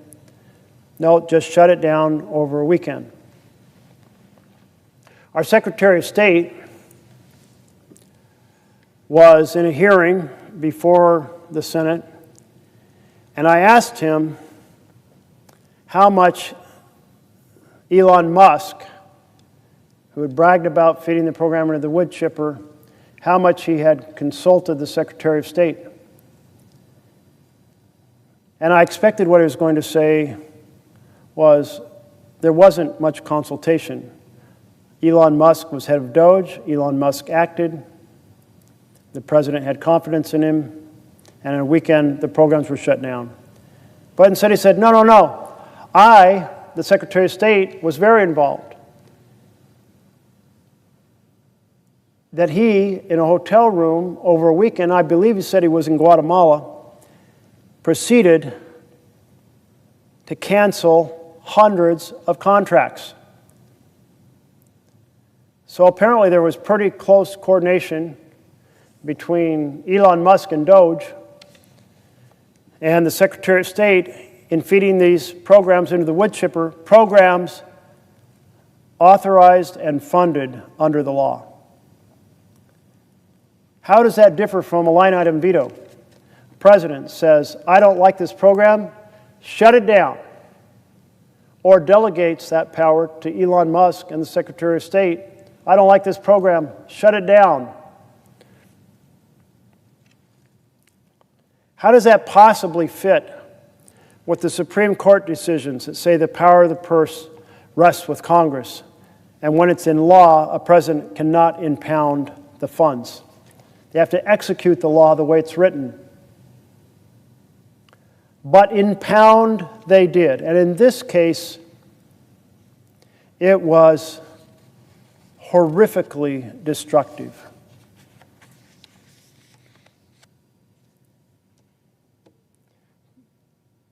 Innocent people around the world died because those programs were shut down overnight. These programs were programs for tuberculosis, for malaria, for HIV/AIDS. Those are the three worst pandemics in the world, do the most destruction. And they were programs for nutrition. And without nutrition, people are in trouble. So there is a tracker that has been set up by experts in international economic development to try to understand how many programs were shut down and how they affected the folks who benefited from those programs. And their estimate as of June 26th, so this is going back several months, was that shutting down that program in the wood chipper overnight, 30,000 children died of malaria. 72,000 children died of diarrhea. Diarrhea is often the consequence in poor countries of not having access to clean water. 88,000 children died from malnutrition. 94,000 children died from pneumonia.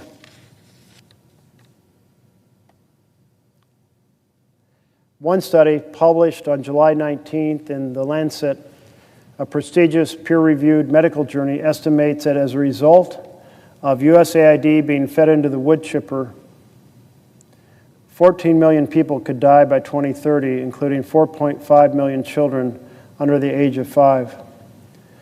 I was also struck in reading this analysis that it noted that it isn't just children who die, it's adults. And when the adults die, they're orphans, and it had a massive estimate of the number of orphans had been created by this weekend shutdown of feeding USAID into the wood chipper. Maybe these analyses are overstated. Maybe local folks found ways to sub in for the sudden shutdown more effectively than the academics who study this believe. Maybe. Maybe other nations geared up faster to replace the shutdown than was anticipated. But even if you take these results put together by experts of international programs and cut them in half, massive number of people were killed across the country because a Secretary of State and a appointed head of Doge, Elon Musk, decided to shut this program down, contrary to law. That's not supposed to happen in a democracy. In a democracy, the president would say, I don't love how much money we're spending on international programs for public health, for malaria, tuberculosis, for HIV, AIDS, for nutrition, for maternity care. And so here's my budget, and I want the majorities in both chambers to proceed to eliminate some of those programs and decrease them. And then you'd have thoughtful hearings here on how to go about that effort, and to do so in a manner that was responsible. And some folks would have come and testified and said, here are the consequences of shutting down program X, Y, and Z. Do you really want to do that? Or do you want to work out a plan to transfer those responsibilities to some of our European partners who might pick up those responsibilities? Or to empower some of the local governments where those programs operate to be able to pick up some of those programs. But don't shut them down. We wouldn't shut them down overnight because, one, that would break the law, and two, a massive number of people die. But they did shut them down overnight, and a massive number of people have died. One of the things that Trump and Vogt shut down was the Consumer Financial Protection Bureau, which mission, of course, is to safeguard Americans from all kinds of financial scams. Nobody likes to be scammed. Nobody likes to be ripped off. And since it was created back in 2011, the Consumer Financial Protection Bureau, or CFPB for short, has returned $21 billion in checks back to American citizens. $21 billion. I mean, that's a significant sum. Even in a world where maybe millions don't seem as large as they used to, billions still seem pretty substantial. I mean, $21 billion? You know, Trump has just said he wants to send a massive $20 billion to $40 billion check to Argentina of our taxpayer money to help rescue a right-wing government, bail them out. I mean, $20 billion, it's a lot, got returned. And here's the thing, because those scams were shut down, that $20 billion probably only represents a small fraction of the money saved by American consumers, a small fraction. So hallelujah, we have an anti-scam agency helping Americans not get ripped off by clever or illegal tactics. And they've even recovered money from those companies that exercise those and sent checks, $21 billion worth of checks to the American consumer. You know, Elizabeth Warren was not in the Senate when this was passed, but it was her idea. And she came here to Capitol Hill, and she went from office to office saying, hey, we have a consumer protection group for appliances. We don't want toasters burning down the house, but shouldn't we have a way to stop scams that burn down people's finances? And I said to her, I'm on the banking committee. I was put on the banking committee to lead the charge to shut down predatory mortgages. And I think it's a great idea you're suggesting, and I'll do everything I can to help get it passed. And I did, and so did others. So that was a citizen, non-elected, coming here and saying, here's a great idea. Let's get an anti-scam agency. Who likes to be scammed? Almost everybody I know can tell a story of a family member being scammed or almost scammed. I was very struck by a story my mother told me. She's no longer with us. And she was very embarrassed about this story, as many people are when they have been scammed or almost scammed. She got a phone call.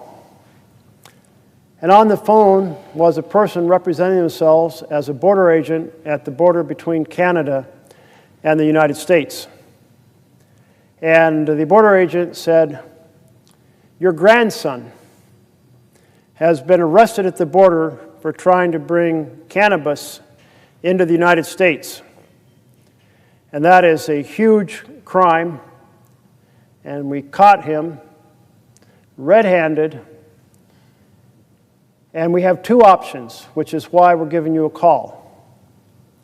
And one option is he can pay a fine and be released today if someone wires the fine money to us.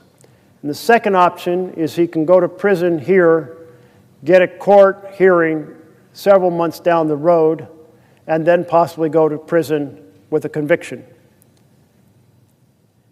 And so, of course, my mother inquired, well, what is the amount of money required? And the answer was $5,000 to pay the penalty for this attempted smuggling.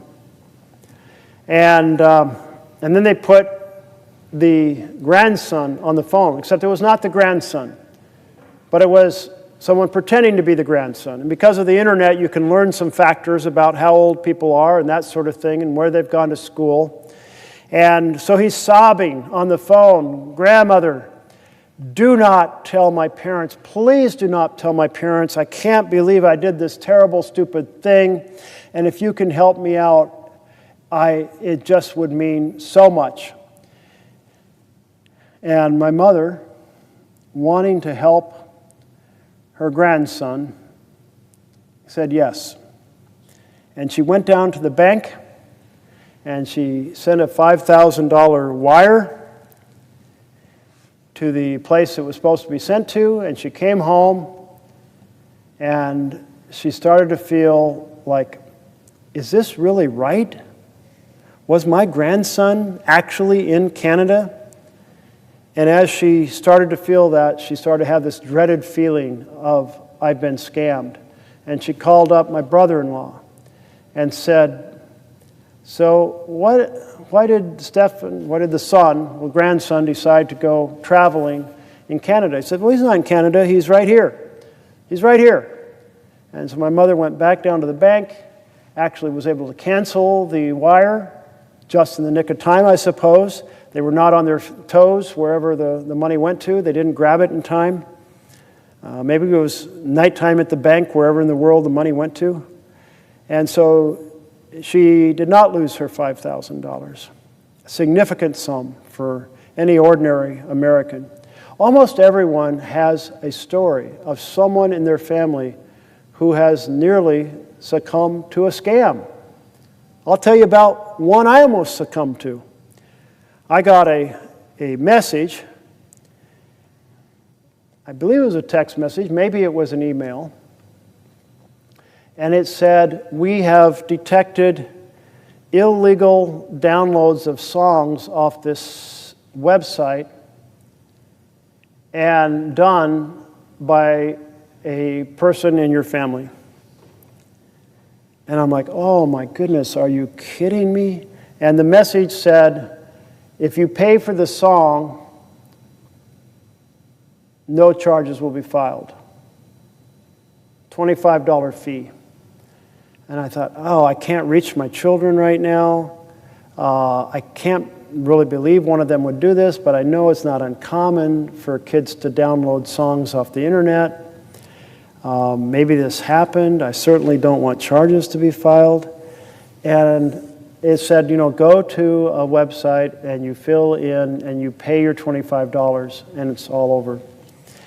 And I went to the website, and when I saw fill in your credit card, the light went off in my head. And I went, oh, this is a scam. They want my credit card number. They don't want the $25. They want my credit card number. Think of all the things, all the expenses they can run up on my credit card once they have my credit card number. They'll have the expiration date. They'll have the 3-digit code from the back of it. And I go, oh my goodness, I can't believe I almost fell for that scam. And I suspect most members of the Senate have someone in their family who has almost fell for a scam. And here, so we set up this agency to stop illegal practices, unethical practices that rip people off. It's returned $21 billion, and it's probably saved Americans because it shut down these practices, these scam practices, probably saved them hundreds of billions of dollars. That's a significant deal. That is as important as having a toaster that doesn't burn down your house. Well, maybe not quite if it burns down your house, but it's just as important as consumer appliance protection is financial protection. So what happened with CBO? And I'm going to just note that essentially the Trump administration shut it down. That's what happened to it. There's an article in Bloomberg about how this agenda has been shaped not by President Trump, not by Elon Musk, but by the architect or an architect of Project 2025. Let's see what this article has to say. Kat Farman realized in January that her job might be at serious risk. It was the night she learned that a small group of engineers close to Elon Musk had forced their way into the headquarters of the U.S. Agency for International Development. In the days that followed, they'd gain access to sensitive employee records and bar staff from the building. The legality of all this was questionable. USAID exists because of an act of Congress. I mean, it can only be dissolved in the same way, but that didn't deter Musk from declaring victory. Quote, "We spent the weekend feeding USAID into the wood chipper," he posted on X on February 3rd. Farman works for a different government agency, the Consumer Financial Protection Bureau, CFPB. But she understood that the USAID news suggested that CFPB might be next. The CFPB, like USAID, is somewhat obscure, with a do-gooder mission that conservatives, including Musk, have derided as wasteful and excessively woke. Quote, "I could see we were vulnerable in the same way USAID was," said Farman, who is president of the CFPB union. It became clear to Farman that her adversary wasn't Musk or any engineers who might have doused themselves with Axe's unique ode to middle school. She was really up against Russell Vogt, the Trump loyalist who had just been named director of the Office of Management and Budget, as well as acting director of the CFPB. Farman hadn't heard of Vogt before he became the CFPB director, which is pretty much how Vogt likes it. A self-described, quote, boring budget guy, best known for co-authoring the 900-page policy playbook of the Heritage Foundation Project 2025, which has become something of a Bible for Trump's second term. Vogt's think tank, the Center for Renewing America, has produced numerous policy papers that advocate for such Trump fixations as the annexation of Greenland. A prudent aim, according to a CRA paper, CRA, Center for Reviewing America, and enacting broad tariffs. Quote, "Just as sometimes a nation must go to war with guns and bombs, so sometimes trade wars are necessary," unquote, among others. At the center of Vogt's ideology is the unitary executive theory, which critics say amounts to an argument that Trump should have wide latitude to do whatever he wants. In other words, the strongman state, the authoritarian. Vogt's unique combination of loyalty and knowledge of how the government actually works makes him perhaps the most powerful person in Washington, not named Donald Trump. If you see a Republican politician or member of the Trump administration talking about the deep state or the regime, there's an almost 100% chance they know his work. Nobody in D.C. has a better grip on the numbers and the management process of the federal government than Russ Vought, says Steve Bannon, Trump's former chief strategist. Quote, Vought's one of the critical architects of the Trump restructuring of the U.S. government. End quote. This includes Musk, who's been in regular contact with Vought from the start of the presidential transition, as seen by Vought allies as the public-facing arm of his agenda. The example of the CFPB showed how this tag team has been working.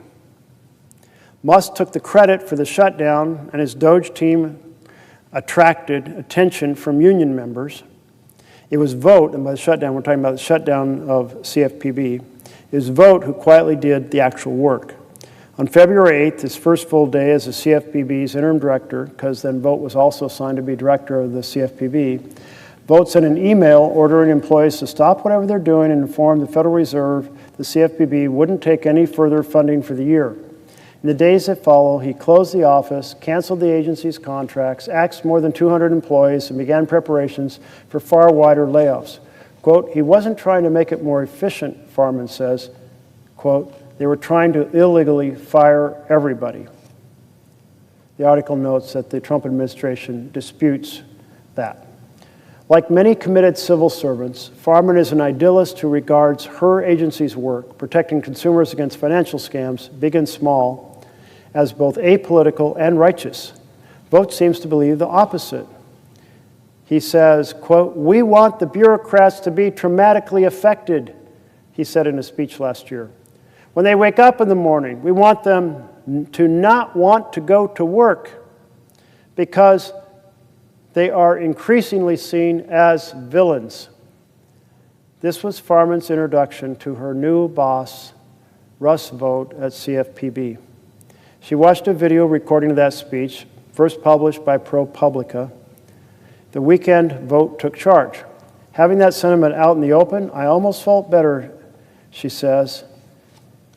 If he wants to, and I'll substitute the word mess, if he wants to mess with us, he wants to mess with us to get us to quit. Instead, Farman's union sued, arguing Vought's actions amounted to a stealth attempt to illegally dismantle the CFPB without congressional approval. Vought approached his tenure at the OMB, first as deputy director and later as director, with the zeal of an activist. Quote, the left has innovated over 100 years to create this fourth branch, end quote, of government, he told the right-wing talk show host Tucker Carlson in a late 2024 interview in recalling his work during the first Trump administration. Quote, you and I might call it the regime, this administrative state that is unaccountable to the president, end of quote. The notion of a secret regime controlled by what Vought described as an unholy alliance of lobbyists, corrupt members of Congress, media elite, and intelligence agencies became popular among members of the far right as a way to explain Trump's ineffectiveness during his first term. As Vought saw it, the main job of OMB was to tame the bureaucracy, bring them to heel, and do what the president is telling them to do. Perhaps by design, many of the budget office's career staffers felt like they'd stepped into the twilight zone. OMB is an unusual part of the White House in that the career people really believe themselves to be loyal to the civil service, that they are there to serve whoever is in the administration, but that their highest loyalty is to good process, said Sharon Block, who worked at OMB under Biden and is a Harvard Law School professor. Quote, they would never say we shouldn't do something because it's bad policy. They would say we shouldn't do it because it's not going to work. end of quote. Vogt's approach in the face of this resistance was to ignore it. Quote, they were willing to flagrantly misread the law, says Kogan, the other former Biden appointee. That's what Trump's OMB was. Well, so here we have the dismantling of USAID, causing the death of hundreds of thousands of individuals, at least 100,000 children. We have the shutdown of the anti-scam agency, which does what? Gives a green light for us to be scammed. I think I get a scam about every 4 days on my phone of some type. And I say to my team, is this real? You know, I just got this text saying that I need to pay up on driving my car through the automatic highway charge system, and I didn't have an automatic device on my cars. And I'm like, I did drive a couple months ago. Oh, and they're like, no, Senator, it's a scam. We get them all the time. Every one of us, no matter where we've driven, look at it very closely, but be very careful. Do not put your credit card down. You will get the charge in the mail if it's legitimate, and so forth. Why against the law? Shut down an agency overnight and directly cause the death of hundreds of thousands of people with USAID. Why shut down the Consumer Financial Protection Bureau, which has helped millions of Americans get funding restored to them, and millions more of us will never know that we were spared a scam because they stopped it from happening in the first place. I don't understand how this is possibly good governance in any shape or form.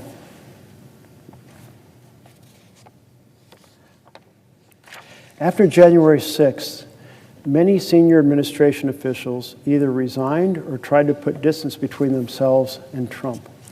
Vogt stayed at the White House and until the very end, then immediately launched his own think tank dedicated to vigorously pushing back, the Center for Renewing America. Vogt wrote in an essay for the Federalist in January 2021, would sustain what he called the counter-assault by linking Trumpism with Christian values. In Project 2025, Vogt suggested that the OMB should give political appointees control over how funding is apportioned to federal agencies. The apportionment process was intended to make sure agencies don't spend money too fast or have it come back to Congress for more. Vogt argued that it should be used to cut wasteful spending and ensure consistency with the president's agenda. And again, you hear those magic words, essentially, we shut down programs that do not reflect the president's priorities or are not consistent with the president's agenda. It isn't the job for the president to cut programs that have already been authorized by law and funded by law. It is his job under the Constitution to execute those programs. Yes, to influence the next budget. It's the president's budget that starts the whole entire process.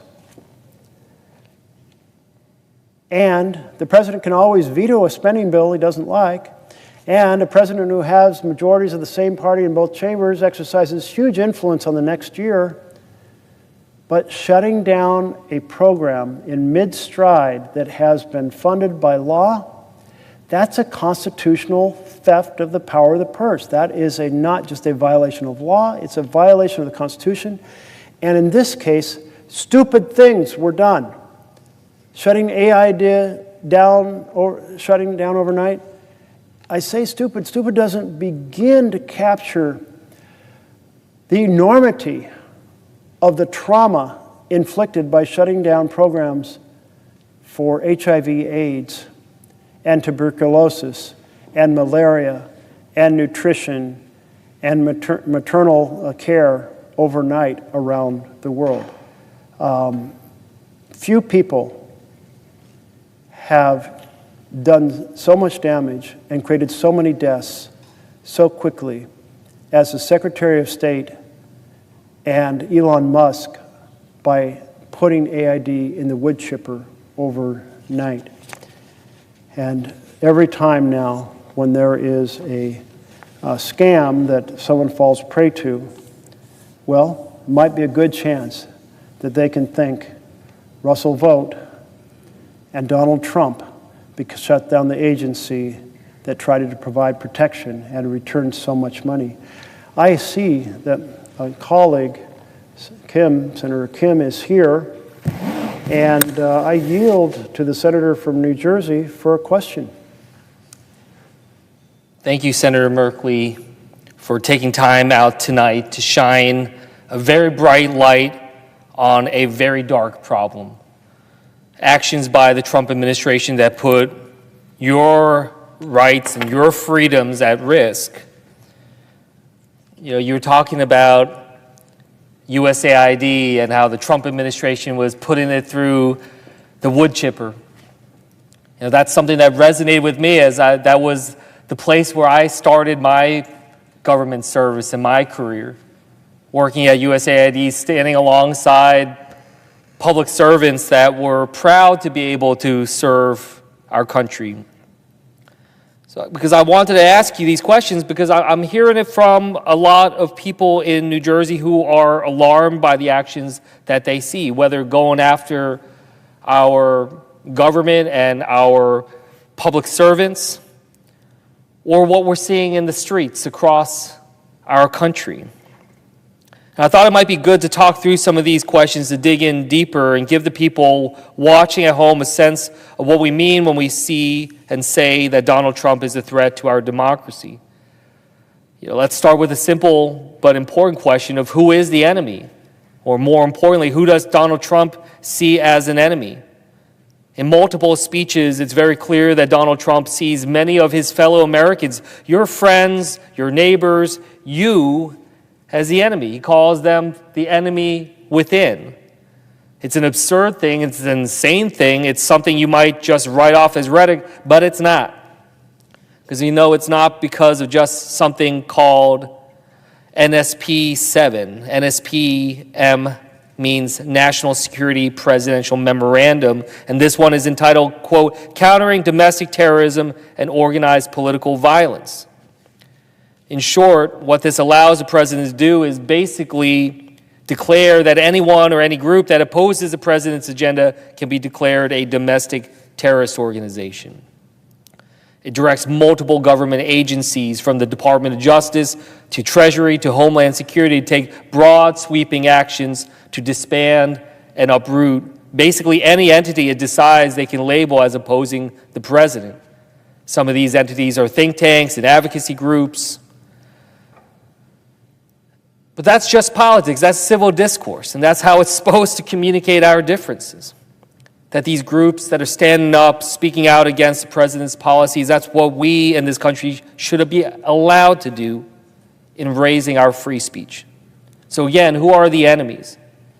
To Donald Trump and this administration, they say it's you. So if you are the enemy, what about the entity that exists to confront and deter our enemies?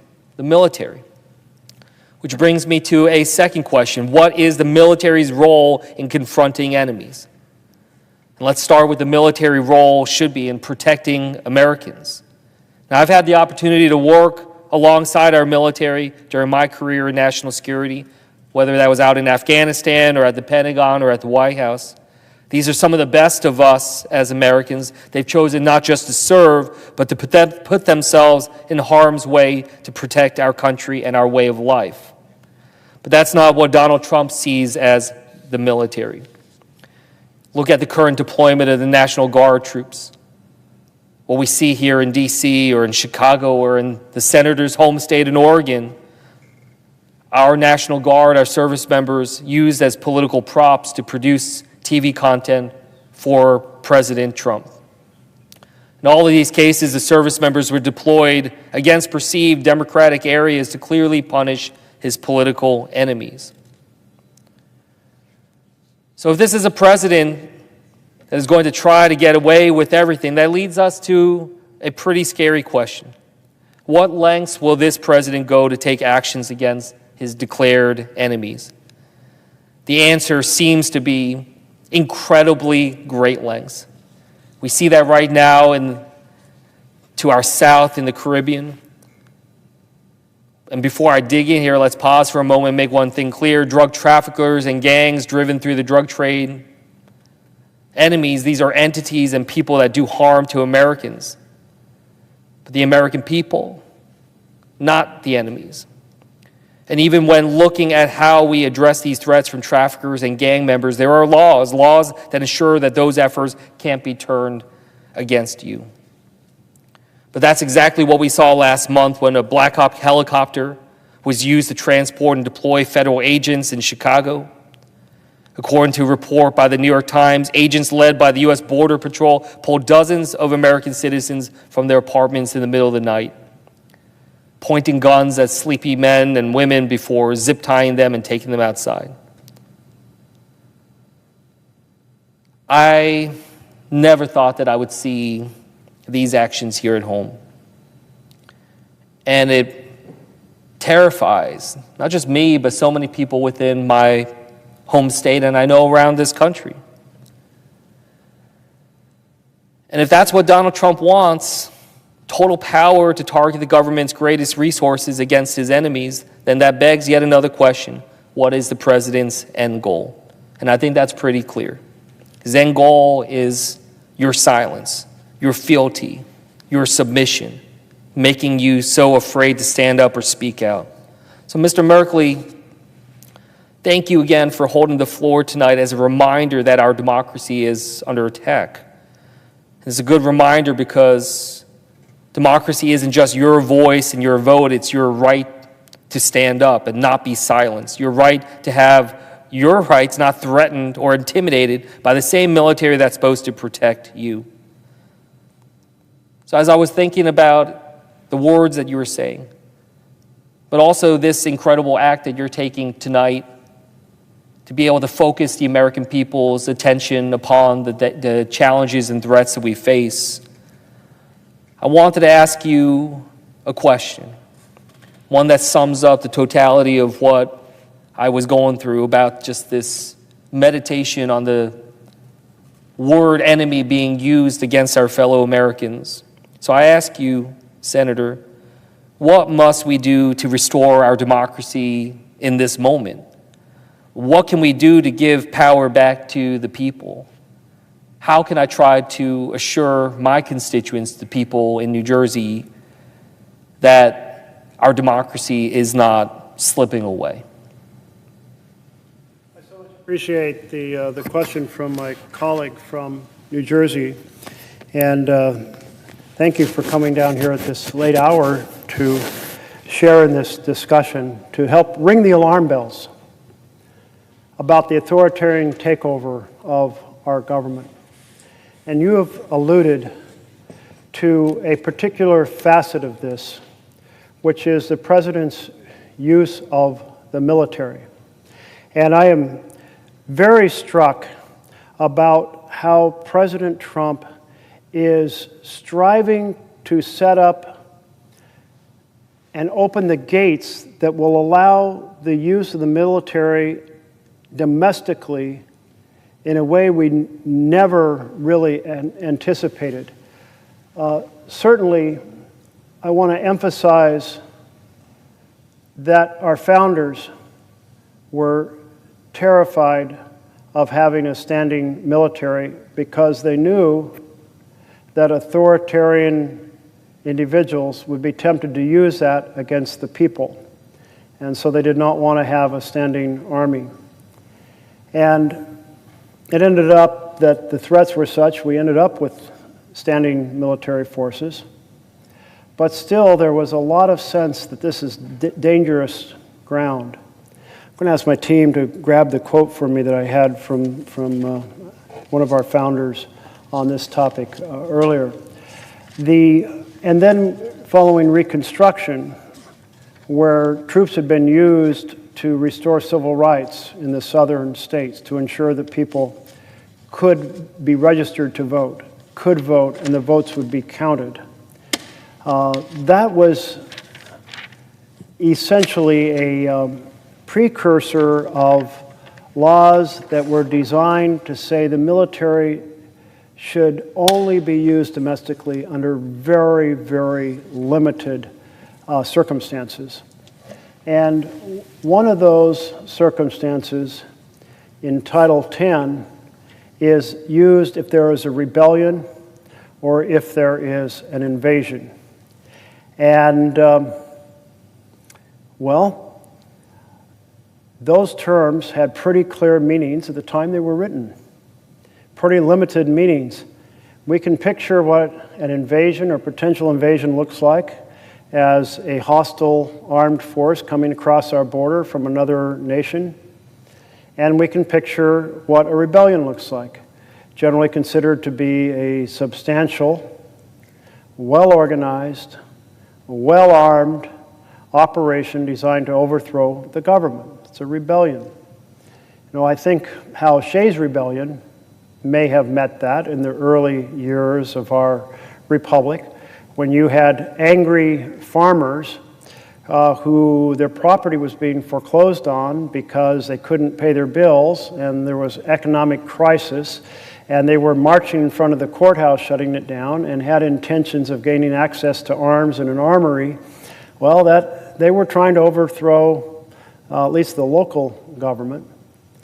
But here is a president at this very moment trying to take that framework and misapply it across America. And of course, this is near and dear to my heart